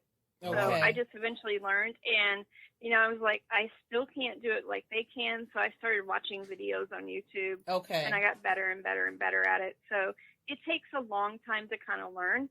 Okay. But there are a lot of great videos out there that show you how to like section out your lipstick and paint it in. And it's just more patience than anything. Okay. That's really what it is. And you section out your eyebrows. I mean, you would be surprised. You're like, oh my God, how do you get your eyebrows to look, exactly like you painted them on, basically. Right. And look perfect. And it's because the girls are basically framing them, and then they put lines through them.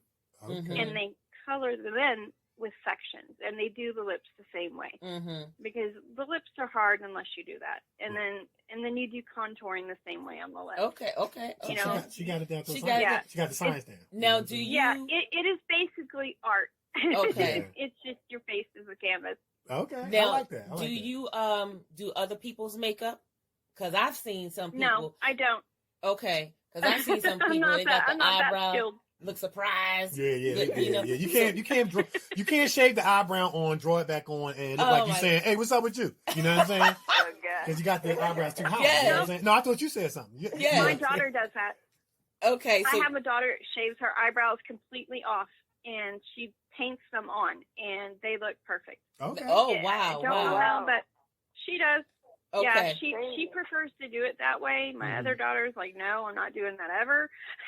Okay. So you but just I do do yourself. have one daughter that just, Okay. she likes to paint. Yeah, she likes to shave them off and paint them on. Oh, Okay. wow. But Awesome. my other daughter likes it. She likes them to look more natural. Yeah. And they'd have totally. And I guess that's why I kind of started watching both of them, because they have two totally different styles. Okay. So I learned two totally different styles from both of them. But like I said, they're in their early 20s, so they know all this stuff. And wow. so I think that, kind of watching them, and I was like, how did you guys learn that? You didn't go to school for it. And they're like, YouTube. That's right. That's YouTube. right. That's what everybody say, YouTube. Yeah. Yeah, That's YouTube. it. It's a lot of information out here, at our fingertips. And, I remember Spike Lee even saying, you don't have to go to film school to be a good filmmaker. There's so much information out here, that is kind of a negative to be walking around unlearned. You know what I'm saying? So that's a good thing. That's great. That's good stuff. Yeah. It really is. Yeah. Now I want to go back to the music real quick, because T, with the pandemic and everything that's going on, of course, we all have to practice social distancing and different things like that. With your music, how are you able to, keep your music going throughout this time? Like, what are you doing? Honestly, I've been cooped up and just writing, putting together projects. Probably have like 20 records, and it's probably gonna be like a mixtape. And if we're still on lockdown and all that, we're gonna do a virtual mixtape release party. Okay. Invite everybody to come in, and we got a new network. We're about to launch pretty soon. It's a TV network, OTT VOD network, and so. We'll stream it on there, but I've definitely been in the studio. I have a home studio here. Okay. And I've been writing and recording, and any second I could get putting all my thoughts on paper, because there's a lot going on. There's so much to write about. There's so many different concepts, so many emotions going around. Right. Just everybody in general. And I'm like, I gotta write this down. Yeah. So I'm just writing. Just building up my material, and then you guys will see it soon. I'm going to start going on live and share some records with everybody. Oh, good. Because I was getting ready to ask you, artists, you guys have the concerts and different things like that, and that's pretty much how you guys, make your money. Or what kind of strategy did you put together for yourself, just in case we're still up in this pandemic thing, to get your music out for everyone to see? Are you going to do it virtually and charge people to watch it? I know Erykah Badu, she did a virtual concert, and she charged $2 for people to tune into her Instagram post and watch the concert. Are you going to do something like that? Did you strategize in doing something like that? Yeah, for myself and for the station as well, putting together like showcases, concerts, festivals. So for myself, I'll start with the release of like the mixtape. Okay. And invite everyone to come out. And, then I'll start doing shows. So, which is crazy, because this is a reality. You can't go to the arena and perform right now. You can't go to the club to perform. So the reality of it is you still got to be on your hustle and grind. And there's so many thoughts. I'm not going to reveal them to everybody. That's why I'm kind of not saying much. Okay. But, just right. there, just thinking you gotta be smart and figure out how you can still provide for your family. That's the hustle and grind. Yeah, because I hear them babies. I hear them babies in the background. Yeah. I hear them. Yeah. So T-Huny, so you you have your fashion line forthcoming, and it sounds like it's gonna be dope. And so talk a little bit about that. Like, where do you see that going? What's it gonna be like? Who you're appealing to, and so forth and so on. Yes. So Dope Black, it's a faith-based clothing line, fashion line.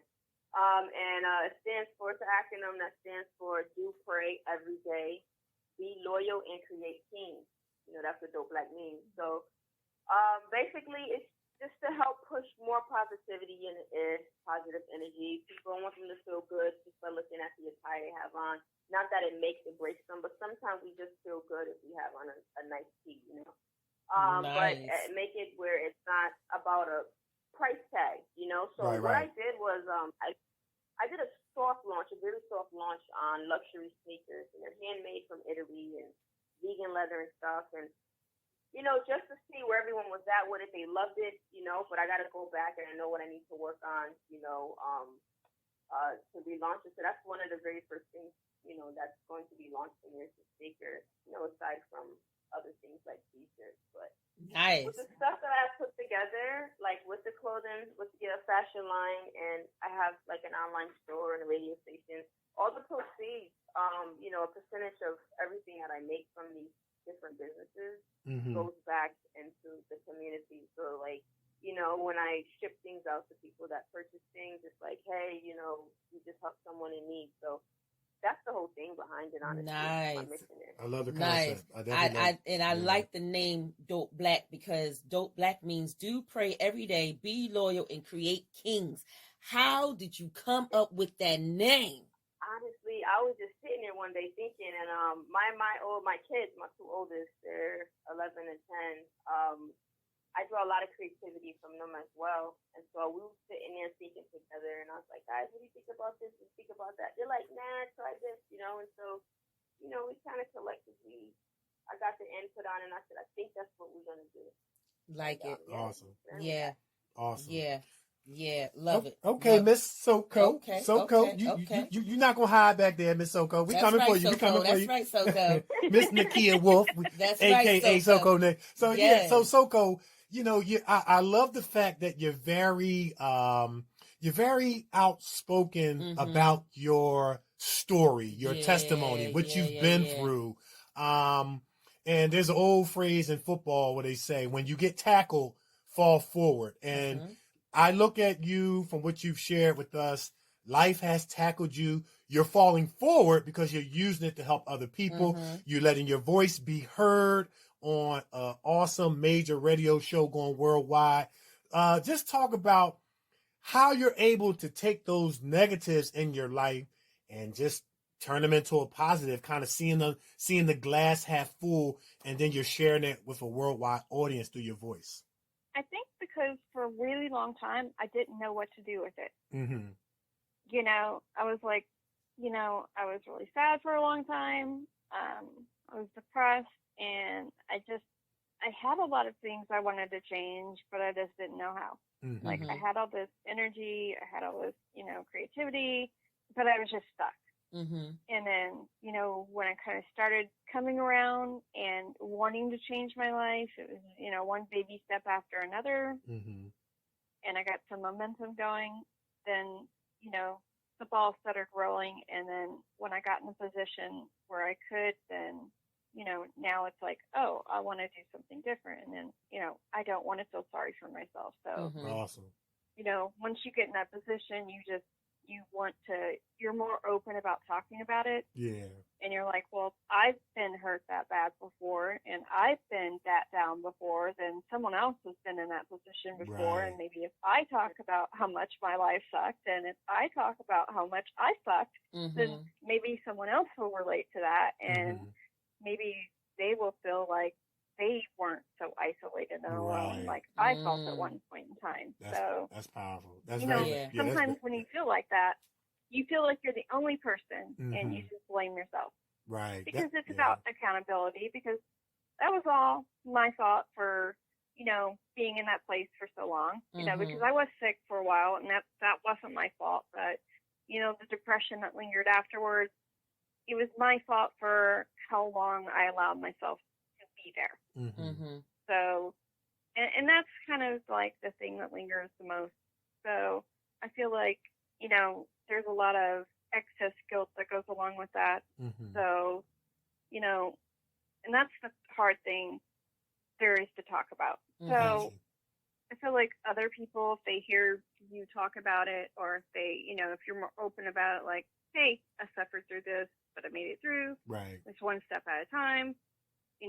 One good thing happens, you get a little bit more excited about it, and then you want to make plans to make something else happen.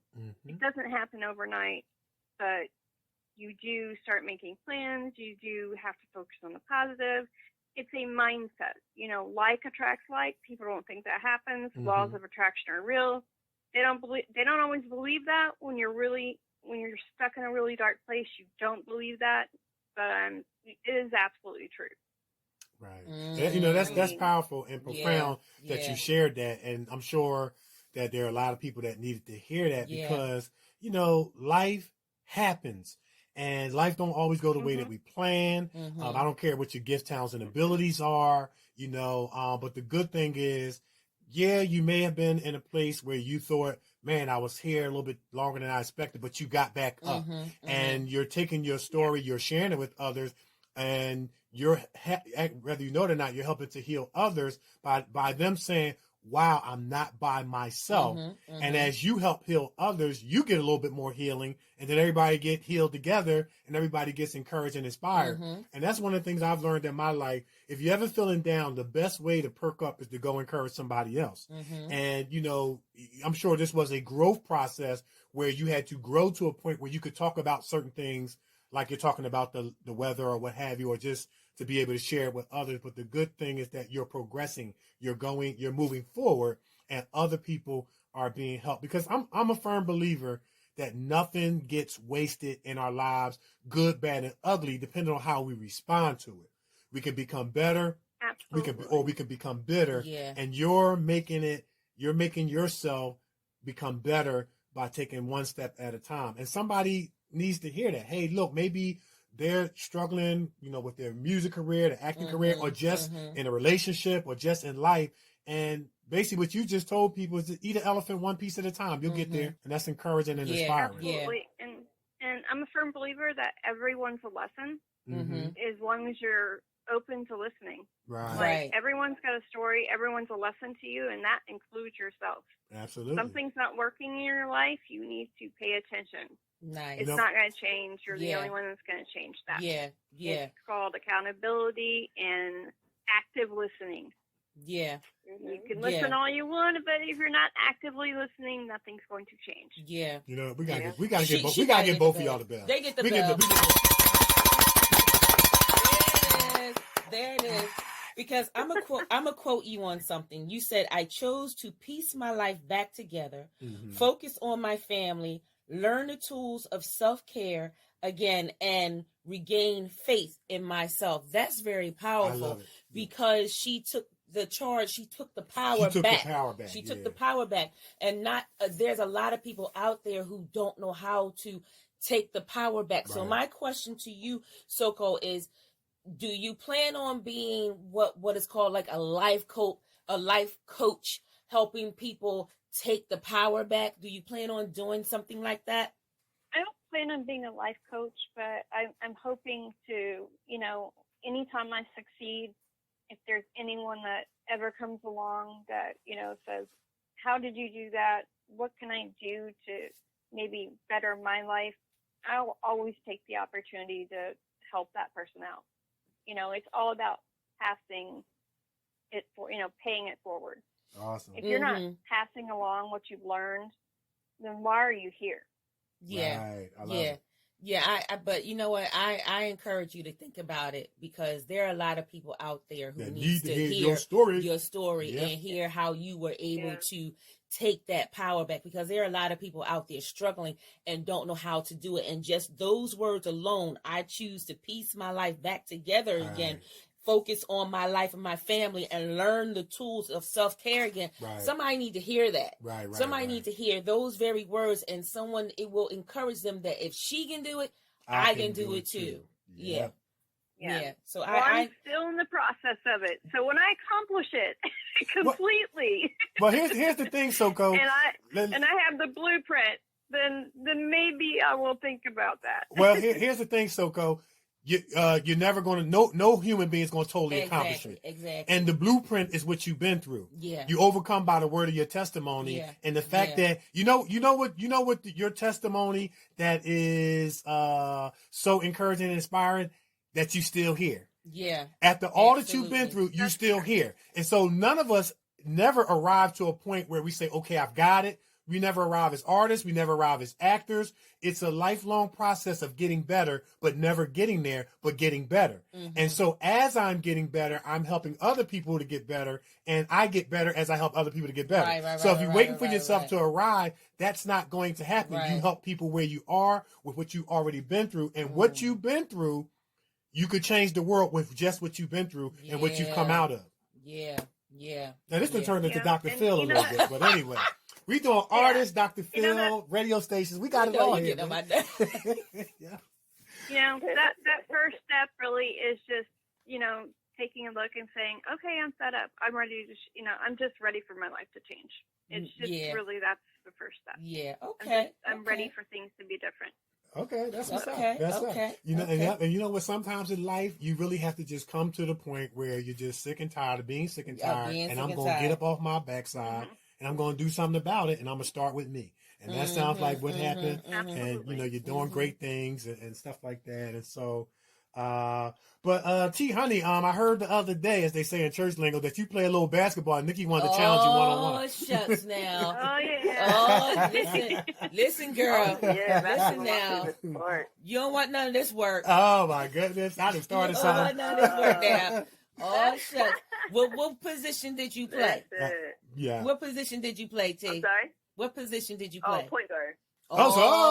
Then me and you would have been best friends, because I do all the shooting and she handles the ball and she can pass it to me. And that's then, all right. You know what I'm saying? That's all right, because neither one of you can beat me. Oh, man. That's how that's going to go.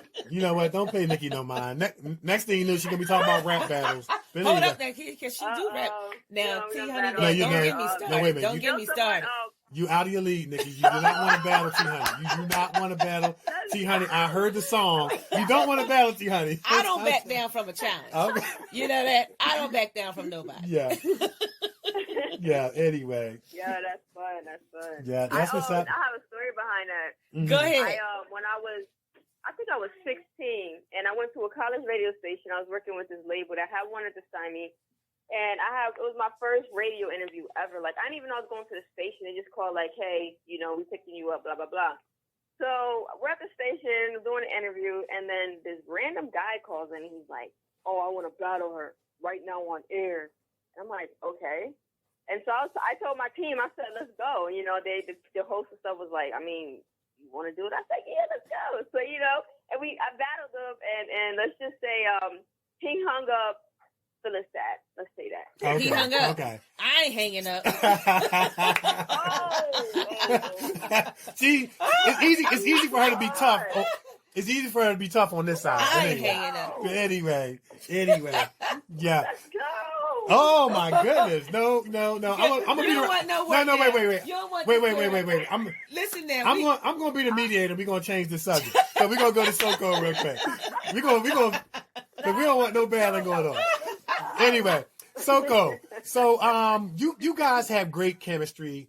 You and T got great chemistry on the show. I know y'all never had been in an argument. We still waiting for y'all first one. When y'all do, let us know. But anyway, but what do you attribute, other than not arguing, seeing eye to eye, that y'all have good chemistry? Like, that's hard to come by. You know what I mean? That's hard to come by. And I think certain things need to be in place. Like, even with Nikee and I, there's no envy, there's no jealousy. We want to see each other succeed, even if it means her getting something and me not getting it, or me getting it, her not getting, like we talked about, we came on y'all show.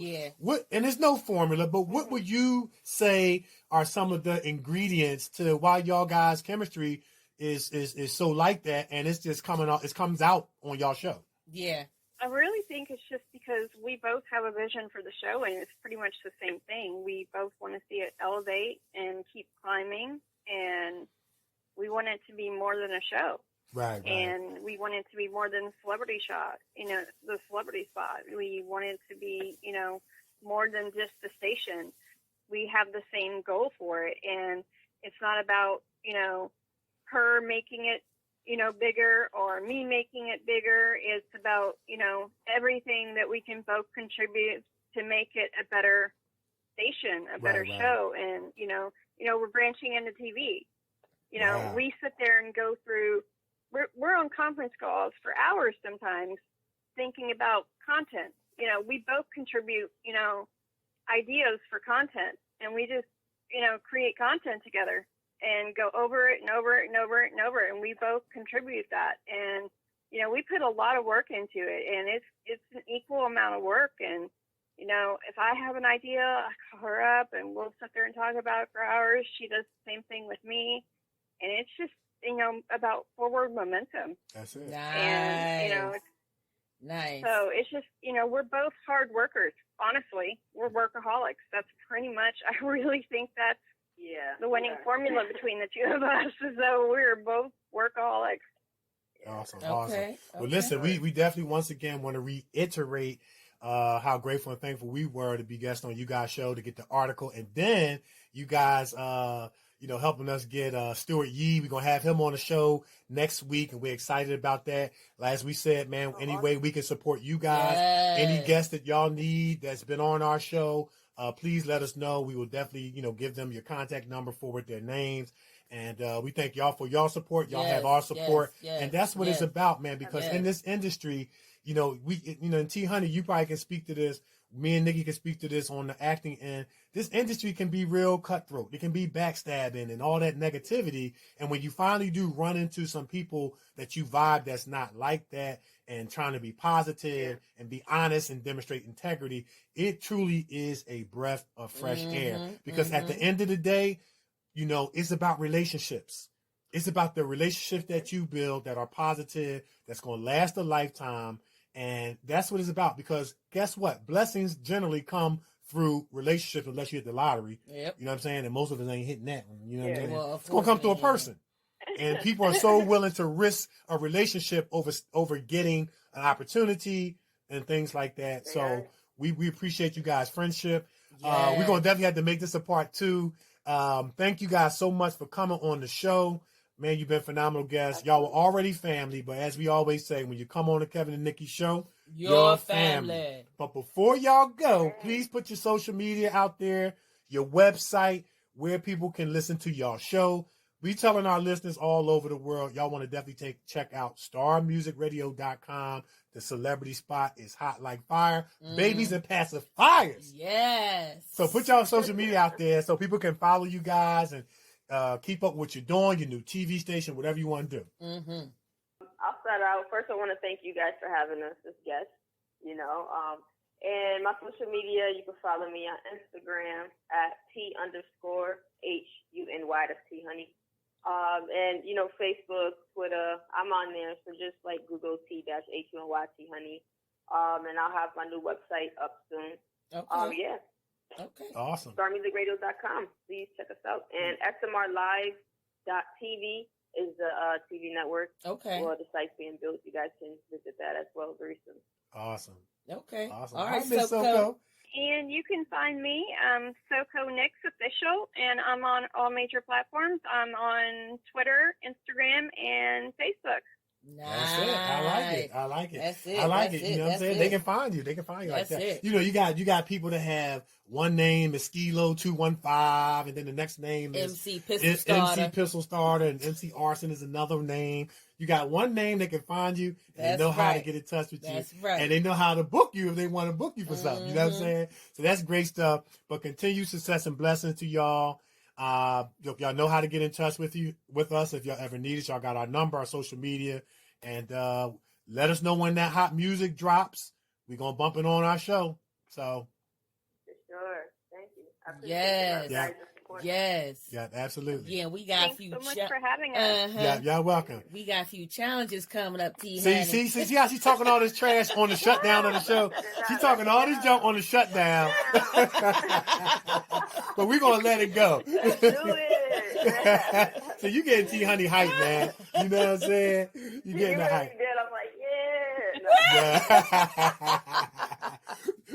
Look, how about we do a next on the next show? Why don't we just do a friendly rap and pass? Like you just rap, pass it to the next person, we rap. Why don't we do it in the name of friendliness? Yeah. I like that better. It's not a battle. Let's do it. Okay. Next show we have to do a rap and pass. Okay. And I'll get into. Okay, you know, she throwing in the towel. I'll get into. See, she instigated.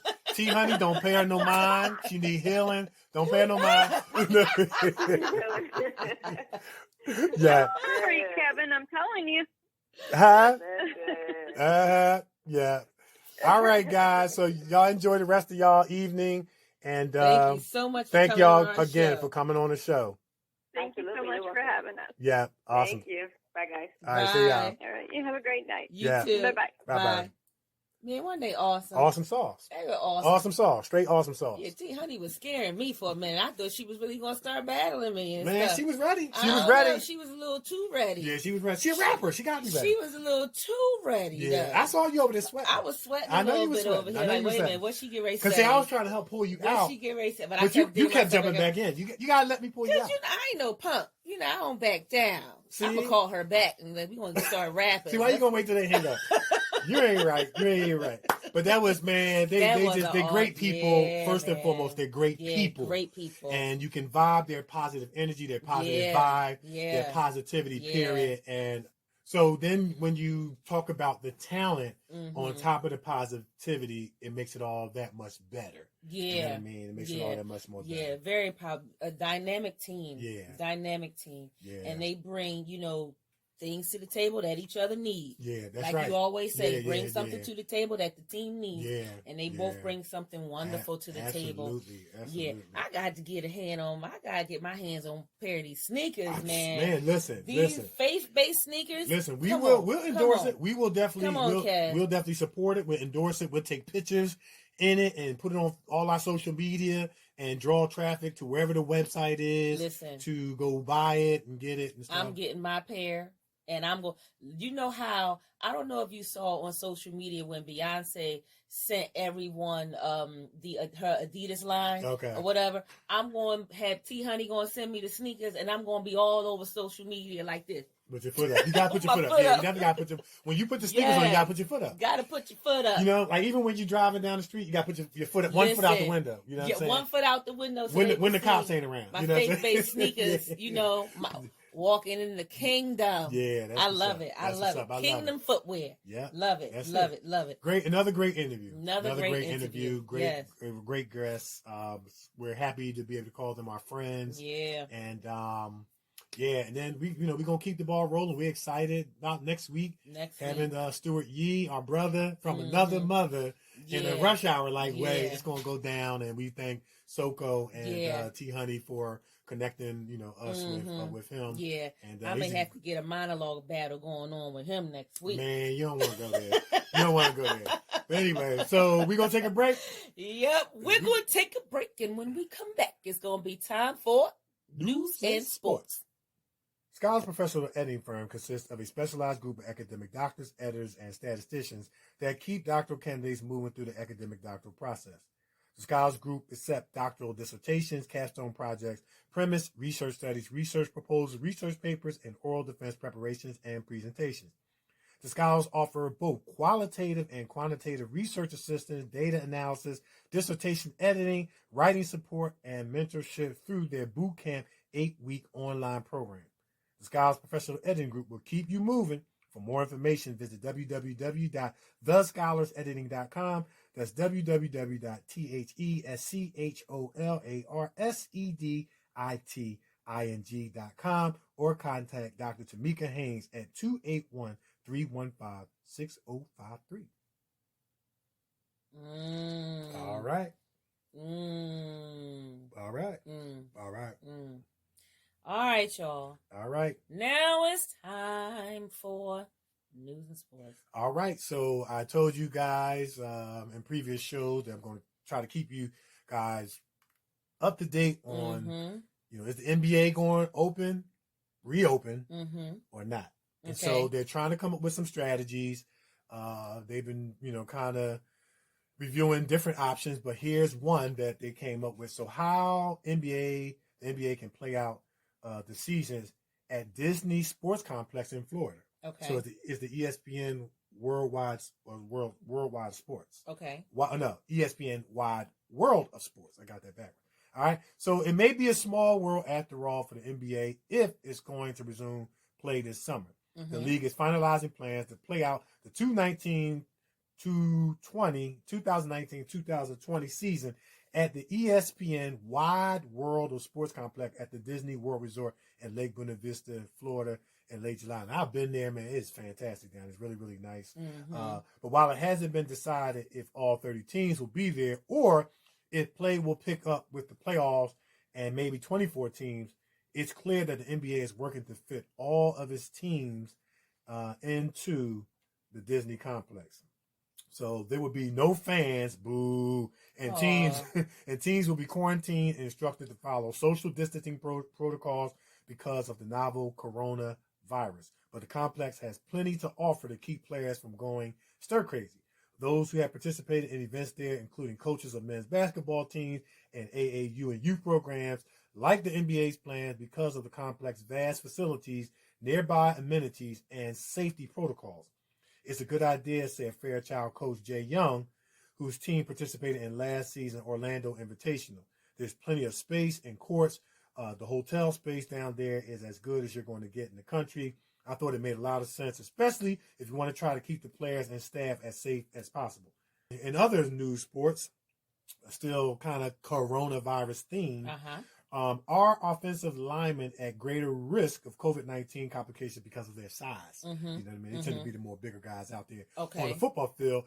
And so as college football programs race to bring players back to campus for workouts beginning as early as next week, confidence in a season beginning on time is undergirded by a statistic that suggests the odds of a college-age athlete dying from COVID-19 are extremely low. Okay. Conference commissioner, college president, athletic directors have acknowledged that as football teams return to play, there will inevitably be cases. And we talked about that second surge a lot. And perhaps even outbreaks that pop up in athletic facilities. The belief, or maybe it's merely a hope, is that players who contract the virus will recover because they are healthy, strong, and young. But that assumption, according to some infectious disease experts, might ignore a hidden danger lurking in every locker room. Does the sheer size of offensive or linemen put them into a higher risk category for COVID-19 complications? And he said, yes, I'm concerned about players with high BMI, body mass index, as compared to players who do not have high BMI, said Grinchen, an infectious disease fellow at University of Washington. He said, I don't know what that means in a lived clinical way for these athletes, and I don't think anybody knows yet. That's the scary part. Though physicians and scientists are still in the relatively early stage of learning about COVID-19, including key questions such as why some people have no symptoms and others get extremely ill, and whether a severe case could result in long-term damage to the lungs, there's broad agreement that obesity is a potential risk factor for complications from the virus. So according to the Center for Disease Control, a BMI of 40 qualifies someone as severely obese and puts them at higher risk for complications from COVID-19. For an adult male, that translates to someone who is 6'3", 320 pounds, just to give you an idea. In the last year's national championship game, the average size of the starting offensive lineman was 6'4", 325 pounds for Clemson, and 6'4", 321 pounds for LSU. That's just to give people an idea. So, of course, while offensive linemen carry a lot of weight by necessity of their trade, their muscle to fat proportion is not the same as a regular person. Nevertheless, it's a question that has largely gone unanswered and even unasked up to this point. Would a 300-pound offensive lineman be more susceptible to a severe case of COVID-19 and perhaps even at greater risk of death than other players? Everything being equal, individuals who are obese by body mass index do tend to have more of a tendency to develop severe infection than someone who is not obese. And that applies whether you're an athlete or not an athlete, said Amis Ajala, a senior scholar at Johns Hopkins, an expert in infectious disease who is part of the NCAA's coronavirus advisory panel. The cardiopulmonary fitness of a lineman who has a high body mass index, well, they may be better off than a non-athlete, but in general, obesity is a risk factor we have to think about. So what this tells us is that due to the quarantine, exercise is good to relieve stress and to put yourself in a position to be healthy if infected by the coronavirus. So get out, practice social distancing, wear your mask, wear your gloves, get out, ride your bike. As the NBA used to say, 60 minutes a day. Get out and do some kind of exercise. If you are back to work and, you have the option of maybe taking the elevator or taking the steps, you might want to just take the steps to get that exercise and things like keep them lungs going, keep them lungs moving. And, we need to make sure we rather get back in shape and stay in shape. So, yeah. Wow. So that's all I have in sports. So hopefully the NBA gets started and, just report about the offensive linemen. Just lets us know that, we need to. That is coming. Yeah, we need to be prepared for another surge because the article said that. When people come back together and we want to be as healthy as we can. So get out and exercise and walk, ride your bike, jog, do what you have to do. But take care of yourself. That's right. Take care of yourself. Drink plenty of water. And be safe. That's it. That's all I got in sports. All right. Well, in news, Officer Derek Chauvin, the officer, Caucasian officer, who you can see on the many videos that has flooded social media completely in Minneapolis, has been charged with third-degree murder of George Floyd. Now, in case anybody want to know what third-degree murder is manslaughter. It's considered manslaughter, pretty much. Third-degree murder is considered manslaughter, and it holds up to 10 to 15 years in prison. A lot of people are saying that is unacceptable. That is not enough, because if you look at the video, you can see Officer Derek with his knee on George's neck, and he has one hand in his pocket, meaning that he meant to do what he did. So third-degree murder, manslaughter, a lot of people, including myself, are not happy with that. Yeah. They said that they couldn't give him first-degree murder because first-degree murder is like what? Premeditated. So third-degree, a.k.a. manslaughter, is what they can give him. Right. And I'm going to tell you right now, if you haven't seen this video, check out the video. I don't know how you cannot see it because it's everywhere. Right. And I'm telling you, the protest up in Minneapolis has been crazy. They bombed a whole police station, set that thing completely on fire. Now, I don't condone that. Right. I don't condone that because there's a better way to get your voice out about how upset you are. Right. But there's been a lot of looting, stores broken into, vehicles burned, and different things like that. I don't agree with that. But the death of this man, George Floyd, it could have been avoided. Right. And a lot of officers are coming out and speaking up as well, saying how that should not have happened. Absolutely. You got one officer with his knee on the man's neck, and you got the other three officers just standing around. Yeah. No one said, hey, Derek, don't do that. Yeah. Get your knee off of him. He's already cuffed. Let's just get him in the car. Right. When is somebody going to stand up and speak up? And be accountable. You know what I'm saying? And hold each other accountable. And, and just not to cut you off, though, Nick, you understand that these are emotionally heightened situations. So, I know when you're working with children and working with kids, when you have a staff that a kid has pulled into a negative direction, it is responsibility of another staff to say, hey, let me take over from here. Yes. And some of these cops need to jump in and say, hey, let me take over from here.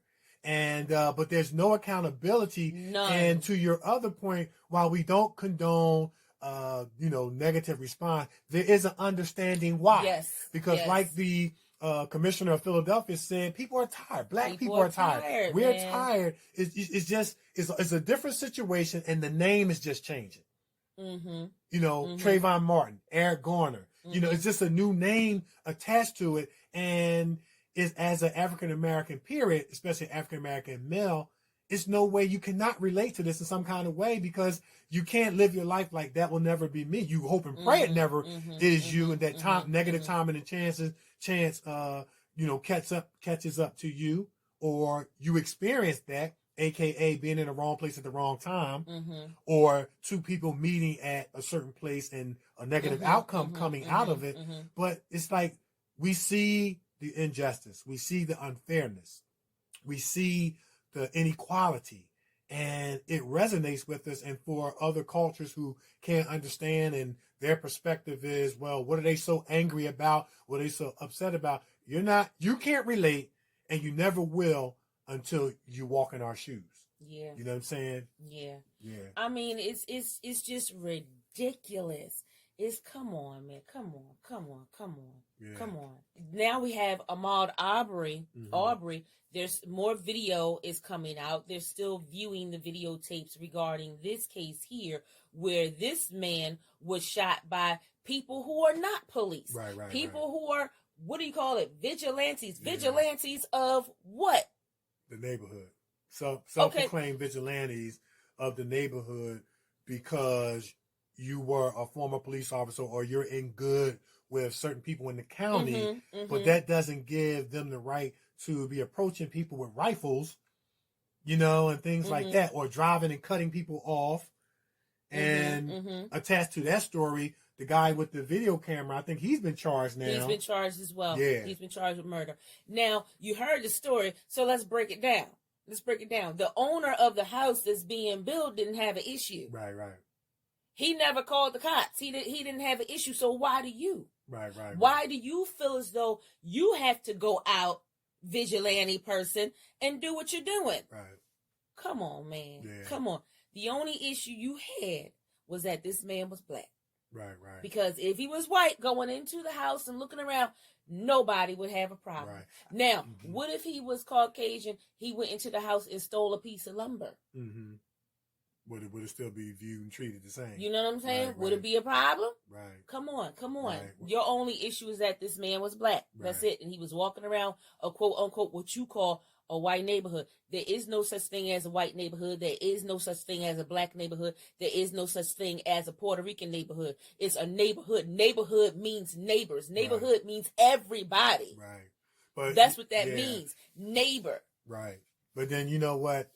This, it just shows us, as others have said, that we still have a long way to go as it pertains to race relations. Because as it pertains to race relations, there is a such thing as white neighborhood, black neighborhood. You know what I'm saying? As it pertains to race relations. But it shouldn't be that way. It shouldn't be that way, because that's something that people have designed. Yeah, people came up with that. People came up with that. It shouldn't be like that. You should be able to live wherever you want. Right. It doesn't bother me that my neighbor 2 doors down is Caucasian and then my other neighbor across the street is Asian. Right. That doesn't bother me. I say hi to both of them because that's the way it is. Yeah. You know what I mean? It doesn't bother me at all. But why does it bother you? Right. Yeah. You know what I mean? Why does it bother you? Right. Come on. Yeah. It's ridiculous. It's just, it's just tough, man. It's just real tough, because what could be the officer's argument? Yeah. I'm fearing for my life. Well, he was handcuffed on the stomach. On his stomach. He was no threat. At that point, he was no threat and could not be a threat to anyone. You know what I'm saying? And, if someone is saying that they can't breathe, well, that should cause a readjustment. You heard him. Yeah. You heard him. And then other people who were standing around were saying, he can't breathe. Why don't you get off his neck? And they heard him too. Yeah. You can, on the video, you can hear him. Yeah. So that's why it should be first-degree murder. Yeah. Because as soon as he says, first of all, you knowing that kneeling on somebody's neck is wrong. It's not safe. It's not safe. Yeah. That's for number one. Okay. That's for number one. For number two, the minute that he says, I can't breathe, back off. Yeah. back off. At that point, then to me, it's I'm determining that I'm going to continue to do what I'm doing, my negative behavioral action, even though you're telling me I can't breathe. Exactly. And the officer next to him should have said, dude, he can't breathe. Get off of him. Right. Let's just put him in the car. Right. Come on. Yeah, man. and there are a lot of people who are, beginning to speak out. Jaren Jackson, former NBA player of the Indiana Pacers, was friends with Lloyd, and he went to Instagram, and he was very, very, distraught, definitely moved by this, and he was like, this is what I got to wake up to. They called each other twin, and he's heading to Minnesota, I guess, to do whatever he can do to advocate for him, for his brother like that. And it's just senseless, man. It's just really, really senseless. And then you had one guy, I can't remember his name, but I'm gonna get his name before we finish this conversation. He goes to Twitter. He goes to social media, and he begins to say nasty things in lieu of the death of Lloyd. I think I got his name here. Hold on. His name is Sean Baker Sr. You know what I'm saying? And he went and he said things like it was good that, along the lines, it was good that he was dead, and that we hope he didn't have any seeds. One less scum we got to worry about. His name is Sean Baker Sr. He went to Facebook and posted some nasty, ignorant things in lieu of Floyd's death. And so my question is, where does this fit? Why? What did he do to you? Yeah. You don't even know him. Yeah. You don't even know him. You know nothing about him. Why would you say those things? It's his skin color that made you say that. Yeah. He's from Kentucky. Yeah. It's his skin color that made him say that.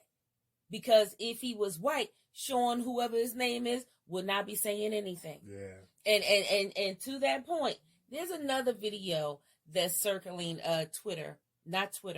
circling Instagram. Tyrese, the actor Tyrese, put the video up. The video shows this Caucasian man. Now, this Caucasian man was beaten. Okay, this is a family show, so I can't say what I really want to say. But this Caucasian man was giving these two cops the business. Yeah. One was a female, and you can see the female punching this dude, and the other cop on him and everything, and the three of them are just going at it, to the point where one cop had to crawl into the car to try and get the man out. And I mean, the three of them was beating the crap out of all three.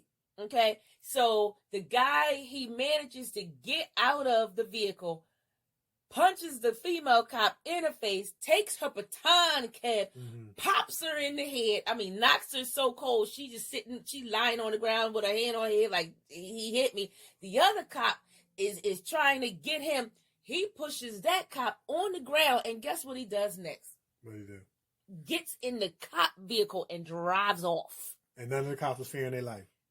Not one time did they pull out a gun and shoot this man.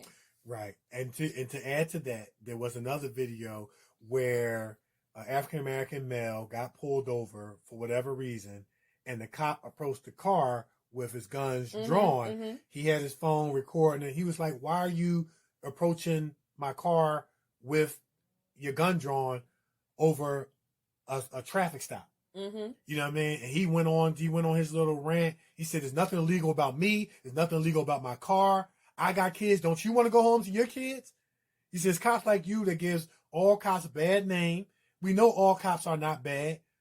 But as Chris Tucker said in Rush Hour, your A is pushing it. You know what I'm saying? And so, I say all that to say, piggybacking off your story, we see the differentiation, how black people are handled and how Caucasian people are handled and other races are handled. It's a huge difference. They get to throw punches and and ain't nobody fearing their life.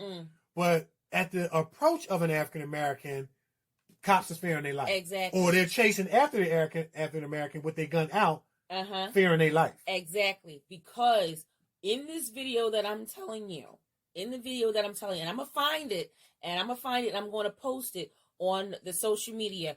in the video, you can see the woman, she reaches for, it wasn't a gun that she reached for. I think it was her flashlight or whatever she reached for, and she hits him in the head with it, but it wasn't a gun. Right.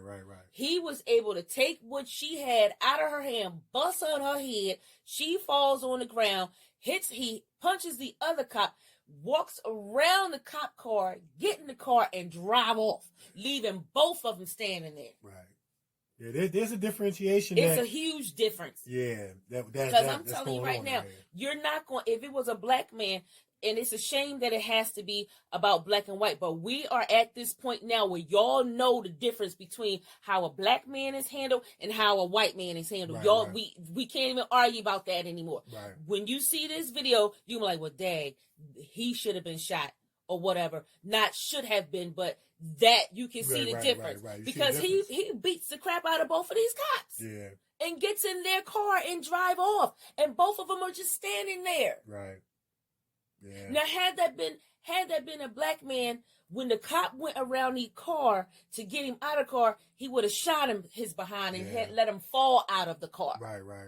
You know, the video wouldn't have went 30 seconds. No, it would not have been. Yeah. But you can see this video. Both of them are fighting this man out of the car. Mm-hmm. I'm gonna show you. Y'all gonna be like, wow. Yeah. Wow. Yeah. It's like, it's just that, we as African Americans, like, we're tired, of these various different uncalled for tragedies. The name is just changing. And, like I said, we're not condoning rioting and looting and all that stuff. But at the same time, we understand how everyone is feeling. And then, there's a scenario, there have been many scenarios where we can get things on video and we still got to fight for justice. Mm-hmm. Mm-hmm. You know what I mean? It's ridiculous. It's ridiculous. Y'all, you guys, it's not like we are saying, oh, here they go with this white, black stuff again. Y'all see it. Right. And if you don't see it, because your heart don't want to see it. Yeah. And for, and it's like for people like that don't want to see it, it's because you don't want to see it. And, and it doesn't affect you. And so, there's just this anxiety, this pressure, this fear that, we as African Americans, particularly African American men, we have to live with every day on top of other anxieties and fears and things like that. And this is just one of the many. Yeah, you see it. You see it. It's no way you cannot see it. Yeah. You see it. Yeah.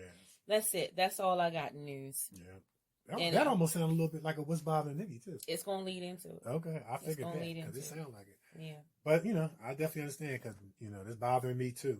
You know what I'm saying? Because, we have, we have our lives and we have, brothers and uncles and cousins and things like that. And, but I do have to throw this in on the back end of it.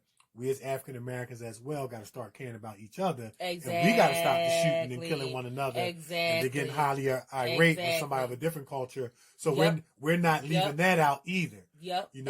What we're talking about, it is what it is, and we feel the way we feel. Yeah. But piggybacking off that, we as black people got to stop all this self-hate. Yeah. And we got to stop being out here shooting and killing and killing one another as well. Because I'm going to keep it real with you. I had part of my fear, as I said last week, when I step out the house in lieu of Caucasian cops, self-proclaimed Caucasian vigilantes, black people was on that list too. That's right. They on that list too. Right. So we try to be balanced. That's right. We're gonna give you how we feel, but we're gonna be balanced. And if you want somebody to stop doing something, you stop doing it. Stop using the N-word. Right.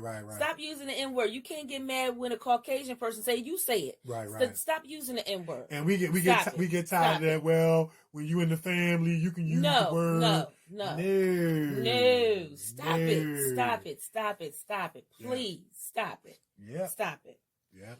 Whew. Oh boy. Okay. I tell you. All right. Listen, we got a lot of work to do. Yeah, we got a lot of work to do, man. I tell you, we got a lot of work to do on ourselves, and we got a lot of work to do with everybody else. Yeah. A lot of work to do. That's it. Come on.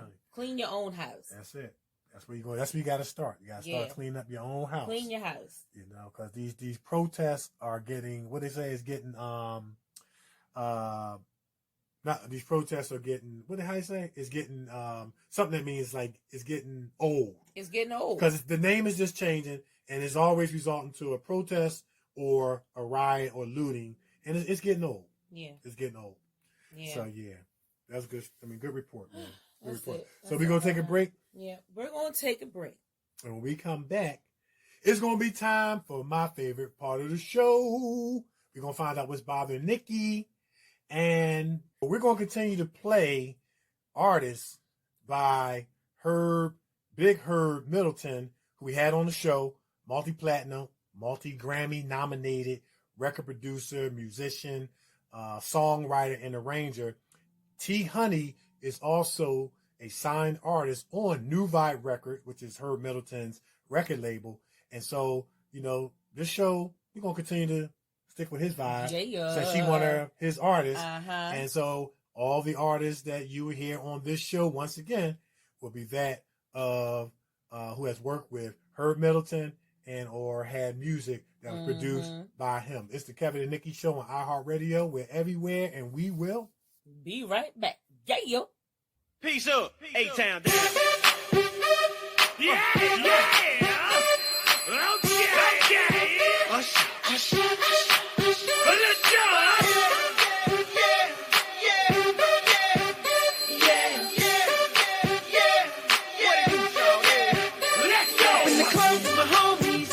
Get a little VI, keep it down on the low key. She know how I feel. I saw shorty, she was checking up for me. From the game, she was singing in my ear. You would think that she knew me. Decided to cheat. Conversation got heavy. She had me feeling like she's ready to blow. Watch out! She's saying, come get me. So I got up and followed her to the floor. She said, baby, let's go. When I told her, I said, Johnny got down, she said, come and get me. I got so caught up, that she told me. Tripping my girl, she did the best for me. Next thing I knew, she was all up on me screaming.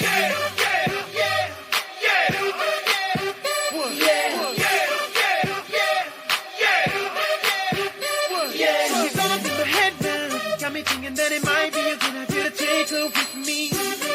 She's ready to leave. Well, let's go. And I gotta keep it real now. Cause on the 1 to 10, she's a certified 20. But that just ain't me. Hey! Cause I know if I take that chance, she swears it's gonna leave. But what I do is the way she dance makes shawty alright with me. The way she I'm like, yeah, just work that out for me. She asked for one more dance, and I'm like, yeah, how the hell am I supposed to leave? And I said, Johnny got down, said, come and get me. I got so caught up, I got you on me. Look at my girl, she did the best for me. Next thing I knew, she was all up on me screaming.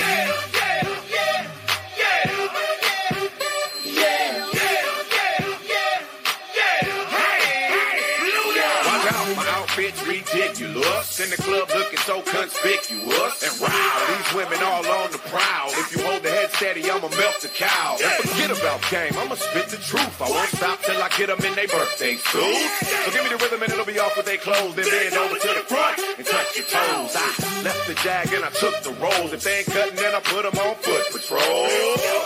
How you like me now when my pinky's valued over 300,000? Let's drink, you the one to please. Ludacris fill cups like Double D. Me and Ursh once more when we leave them dead. We want a lady in the street, but a freak in the bed that say, Johnny got down, said, come and get me.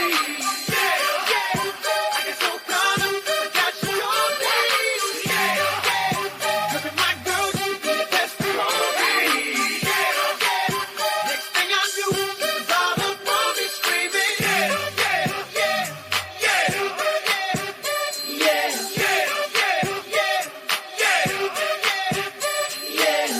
take that and rewind it back. Lil Jon got the beat to make your booty go. Take that, rewind it back. Ursher got the voice to make your booty go. Take that, rewind it back. Ludacris got the flow to make your booty go. Take that, rewind it back. Lil Jon got the beat to make your booty go.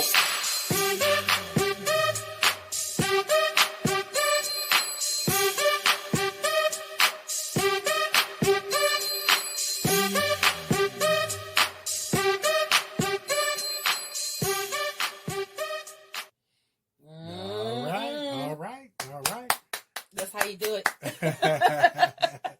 All right. Yeah, man. Yeah, man. Herb Middleton's that dude, man. He worked with Usher and many, many more icons and legends. John Legend. Mm-hmm. John Legend. Yeah. Faith Evans. Mm-hmm. Teddy Pendergrass. Al Green. He worked with so many people. With so many people. He didn't particularly produce that album, of course, but he worked with Usher. Mm-hmm. And so we just kind of doing a kind of like a Herb Middleton vibe right he now, worked with everybody but Crafties. Everybody but Crafties. Everybody but Crafties, man. Everybody but Crafties. Yeah. All right. So now it's time for my favorite part of the show. We found out a little bit that was bothering Nikee, that was bothering her, that was bothering me. But now we're going to find out what else is bothering Nikee. What else is bothering Nikee? I just want to do some dialogue. I just want to do some dialogue. I just want to sit down with a person of another race, and I just want to find out, what is it about me that bothers you? The skin color. What is it about my skin color? What is it about my face? What is it about me that bothers you so much? You don't even know me. What is it about me? When you see me and when I'm walking down the street, you see me, I smile at you, you don't smile back. I say hi, you don't say hi back. What is it about my presence that bothers you, that makes you not want to speak, that makes you not want to smile, that makes you not want to be nice, that makes you wish that I'm dead? Like, what is it about me that bothers you? I want to do some dialogue. Okay. I remember doing a Kevin's Corner. And I remember talking about when you find out what's great about yourself, then you can find out what people don't like about you. No.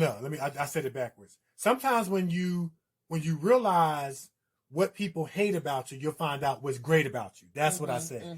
When you realize what people hate about you, you'll realize what's great about you. And if I could just talk about my African-American culture, I'm just going to talk about my African-American culture. This is not in connection to or reflective of any other culture. We are some of the most creative, innovative, adaptable cultures on the face of the planet.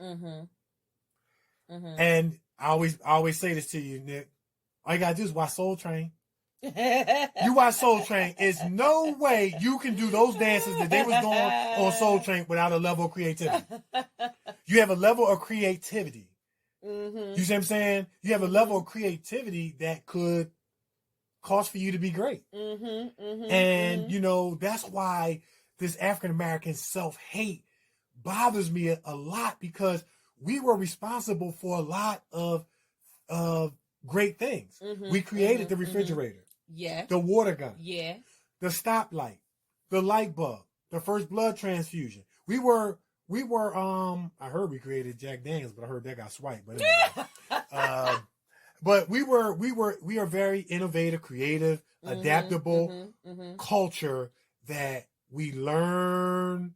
We're able to deal with suffering. Yeah. And things like that. That's just some qualities about my culture that I'm proud of. And sometimes those qualities about your culture that you're proud of that may not be indicative of other cultures could cause for them to feel some kind of way about it. So now I have to exercise my advantages to keep you from getting up there. You know what I'm saying? I have to exercise my advantages, because what I see in society is, if you put people in disadvantaged situation, it doesn't necessarily mean that they're disenfranchised. You see what I'm saying? If you put people at a disadvantaged situation, then I'm gonna look down on you or hold you responsible for being disadvantaged.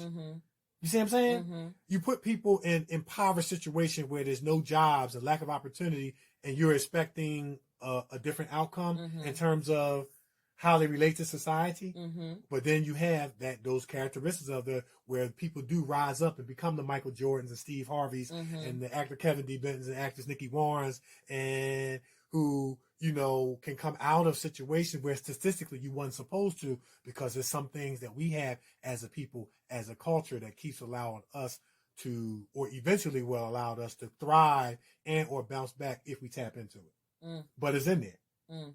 So if that's it, then we find got out what people hate about you. You'll find out what's great about you. If that's it, we got a whole problem. Yeah. We got a whole problem, and we need to talk about it. And then here's the other thing. Whatever race anyone is, including us as African Americans, we didn't ask to be black. We had no control over it. We didn't even ask to be born. We had no control over it. So, you're hating our culture for some reasons we had no control over. Exactly. We had no control over. Yeah. So we need to talk about this. We need to seriously talk about this. Find out what it is. This thing needs to get fixed. Yeah. This thing need to get fixed, because I'll be damned if I'm going to go through the rest of my life like that. And you should not want to go through the rest of your life like that. And here's the other thing, too. If people keep treating you bad, at some point, if you're not strong enough, if you're not secure enough, you're going to start to feel deserving of that treatment. And you're going to end up saying what you just said, Nick. You're going to be asking questions like, what is it about me? As if you did something wrong. But I understand where you're coming from. Yeah. You're trying to create dialogue. Yeah. Come on, let's reason. Let's civilly reason together. Yeah. So we can Let's talk about it. So we can hear where you're coming from. Yeah. Now here's the thing. And I think I just took over. No. Because what's bothering you is bothering me too. Exactly. That's what the title of what's Nikee is. What's bothering you is probably bothering me too. And you heard me say on the show, with this topic, I can understand. Let's say if a white man got jumped by a bunch of black men in high school, at least you have a point of reference experientially that, even though you need to know that all black people aren't like that, right? But at least you have a point of reference experientially as something negative. But you got people that hate you for no reason, and that's because, and that's what you're talking about. That's what I'm talking about. Yeah. Just because, like the man who posted the hate video, the hate comments. Yeah. You don't know nothing about that man. Right. You hate him because of whatever reason you put up in your head. You never met him, never had a run-in with him, never had nothing with him. Right. But you felt as though that whatever it was about this man, you can go on social media and put that up there. Now, what if somebody turned around and put that up there about you? Right. Or your loved ones. Or your loved ones on your deathbed. Right. What if somebody ran your name down in the dirt on your deathbed? Oh, he wasn't no good anyway. Good riddance. Another person, wherever he going, he's not here. What if somebody said that about you? Yeah. And your loved ones are reading that about you. Now, how do you think your loved ones would feel about somebody saying that about you? Yeah. There's no empathy, no sympathy, no compassion. There's no putting yourself in another person's shoes because your hearts are so blinded by hate. Because that's what racism is. It's hatred. It's hatred. It's hatred. It's hatred. It's hatred. It's hatred. You're going to hate somebody because of the color of their skin, something they had nothing to do with. I'd rather for you to specifically say you hate some of the behaviors of African Americans, because guess what? I hate some of the behaviors of African Americans too. What person don't? You know what I'm saying? What person don't? As well as other cultures. Yeah. But just to hate somebody because of the color of their skin, to me, just seems shallow. It seems empty. It just seems useless. And then to relish in someone's death because of the color of their skin that you hate, it's shallow, it's empty, it's really childish. It really is. Yeah, it's sad. What if somebody get together and have a party over your death? Right. Pop bottles and balloons and different things because you're gone. Right. How would your peeps feel about that? They read on social media, so and so died. We all popping bottles. Right, right. Come on now. Come on. Man. Stop that. Stop that. But I hear what you're saying, and I feel what you're saying, Nick. You're trying to generate conversation. Yeah, let's talk about it. Let's talk about it. I mean, here's my thing. But I've said this on the show, previous shows. If you're going to be a racist, at least be a consistent one. I'm not condoning racism. Don't shake LeBron James' hand. Exactly. You know what I'm saying? Because if you hate black people, then don't get LeBron James autograph. Exactly. Don't be a hypocritical racist. Exactly. You know what I'm saying? Exactly. Because you see people that are racist, but you taking a picture with Steve Harvey. Hello. You know what I mean? You taking a picture. Oh, is it because they're a celebrity? Then they're no longer African American? Yes, they are African American. You know, you're not even being true to your own self. A mess. So it's a mess. Hot behind mess. That's it. That's all I got. We're gonna talk about it. I want feedback. Man, I'm gonna tell you, man. I'm gonna tell you, yeah. We as African American, we some creative folk, man. Because I'm gonna tell you, I used to watch. I can pop like them folks on Soul Train. I'm serious. I can break it down like rerun. And I'm gonna tell you, the first time I told you, remember that song, Some Dum Gum Dum Style. You know, the first time I tried it, I did it right, and I don't even know how I did it. You know it speaks to my creativity, Dad. Bye, Kevin. Bye. What's bothering Nikee is over. Some Dum Gum Dum Style. Get on my nerve. Anyway, so we're gonna take a break. We're going to take another break, and when we come back, it's going to be time for my favorite part of this show, Kevin's Corner. When we come back, it's the Kevin Nikee Show at iHeartRadio. We're everywhere, and we'll be back.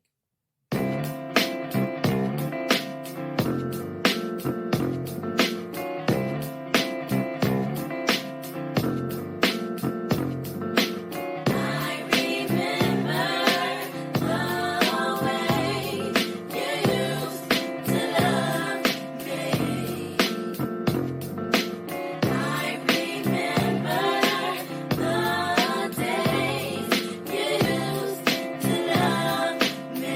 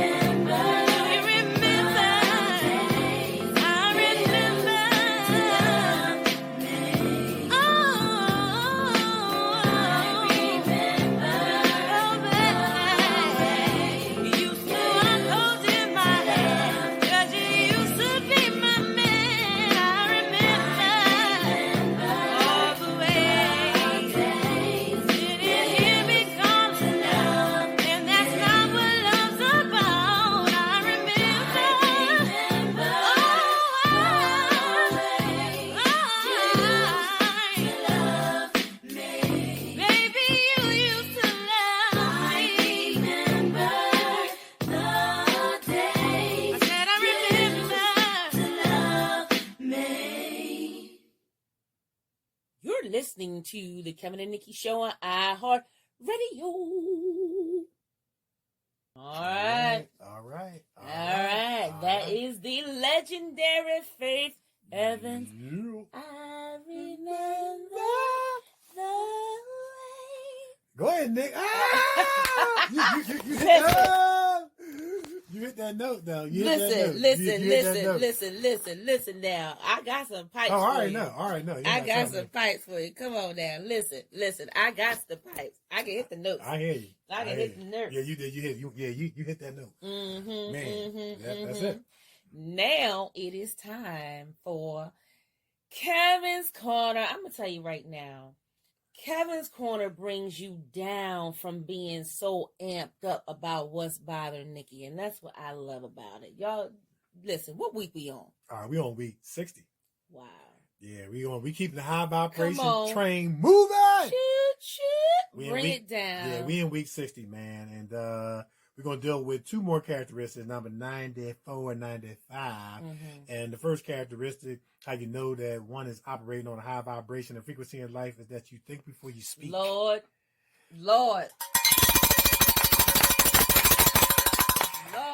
You think before you speak. Lord. So another great tool for helping to train ourselves to think before we speak is to use the Think acronym. I think, Nick, you posted this one time in our social media page on Facebook.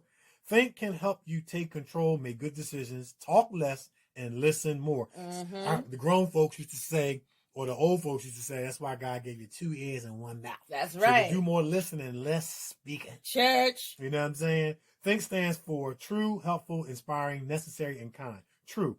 Is what we are saying actually true, or is it false news? Lies and misinformation hurts others and reflects the liar as someone untrustworthy. H is for helpful. Are our words helpful? Assisting others to make better decisions through offering good advice is also important. I is for inspiring. Are others inspired by what we are saying? People are greatly inspired by words which have the influence to prompt others to do amazing things. And is it necessary? Do our words really need to be said? Unless chatter is annoying, while language that actively hurts others is wholly unnecessary. Is it kind? Is what we want to say, is it kind? We all know the old saying, if you don't have anything nice to say, don't say nothing at all. Unkind sentences obviously have the power to hurt people. And then, which brings me to my next characteristic for this week, think before you act. But the phrase think before you act encompasses much, much more than basic brain processing, and is typically used to refer to think about the possible outcomes of a situation and make the best choice about what to do or what not to do. When one thinks before acting, he or she must begin with the end in mind. So we should always think before we act to prevent unwanted consequences. So if you don't think before you act, you may realize that you did not really want to do what you did, let alone say what you said. Take time to consider what will happen, because if you do it, and oftentimes you won't, people should think before they act for a number of reasons. So in conclusion, the bottom line is that we need to think before we speak and act, because once we do what we do and say what we say, we can never take it back as if it never happened. Now, we can apologize and people may forgive us, but you cannot undo scrambled or boiled eggs. So think before you speak and act. That's it. Love it. That's it. I'm just going to say it. If the officers thought before they act, we wouldn't be here. Right. We wouldn't be here. Yeah.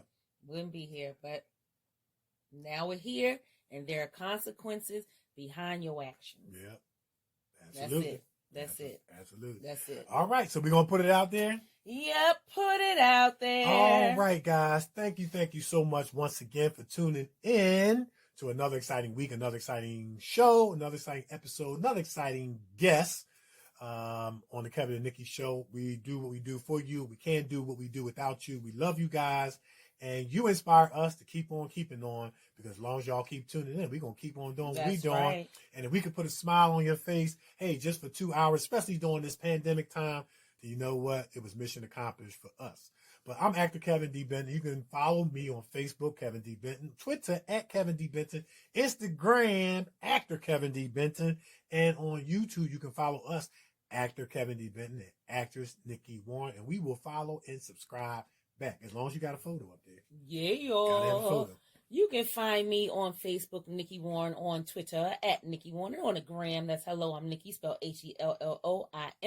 HELLOIMNIKEE. You can find our show, The Kevin Nikee Show, on Facebook, Kevin Nikee at Kevin Nikee Show on Twitter, and The Kevin Nikee Show on the gram. We keeps it simple so that you can find us. If you have any questions, comments, and concerns regarding our show, hit us up, the Kevin Nikee Show at yahoo.com. You got any questions, comments, concerns for our two ladies, LaTasha T-Huny and Soko Nix. Hit us up, Kevin Nikee Show at yahoo.com. We'll read it to them, get the answer, and read it back to them.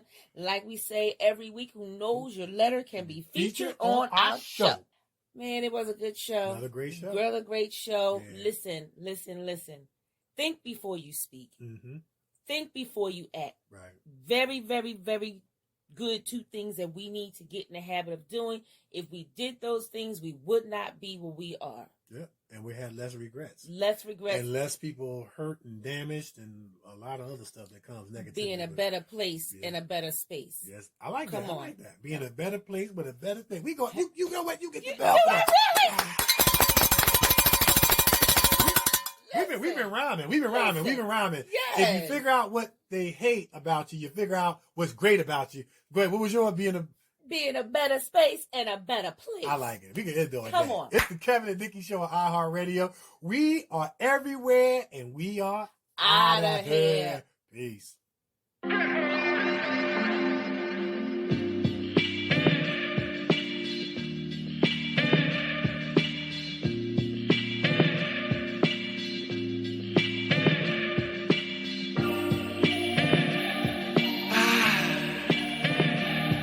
All right.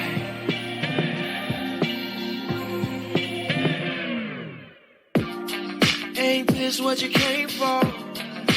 Don't you wish you came more? Girl, what you playing for?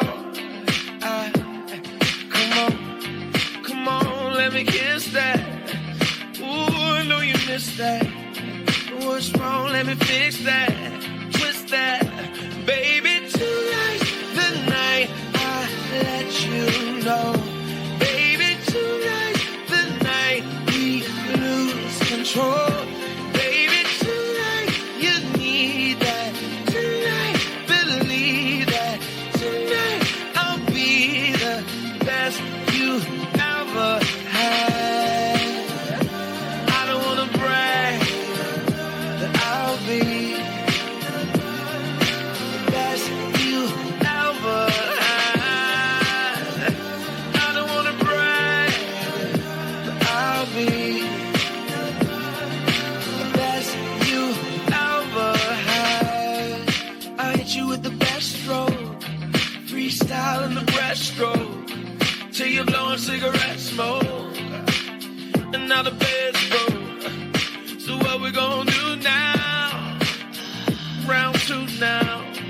Work it out, then we cool down, baby. Tonight's the night I let you know. Baby, tonight's the night we lose control. Baby, tonight you need that. Tonight, believe that. Tonight I'll be the best you ever had. I don't wanna brag, but I'll be the best you ever had. I don't wanna brag, I'll be Give you a little bit of this light skin love, the best you ever had. Listen, you ain't even gotta text me. Knowing me and you got that mental telepathy, meet me up at the spot, I'll be sending over the chauffeur. Rich nigga, breads they popping up like a toaster. Nobody come close to me and you together. Step under my umbrella, we'll make it through any weather, except when I make it storm. Sex in the greatest form, then hibernate under my body. And yep, I keep you warm at the end of chinchilla. She know I beat it up like the Thriller in Manila. Flying my private jet to villas in Anguilla. Then throw you on the grill, that's 'cause 7 days a week you're my 5-course meal for real. Tonight, baby, tonight, It's gonna be tonight, baby. baby, tonight, you need that. Tonight, believe that. Tonight, I'll be the best you ever had. I don't wanna brag, but I'll be the best you ever had. I don't wanna brag, but I'll be the best you ever had. I don't wanna brag, I'll be the best you ever. You have been listening to the Kevin and Nikki Show on iHeartRadio.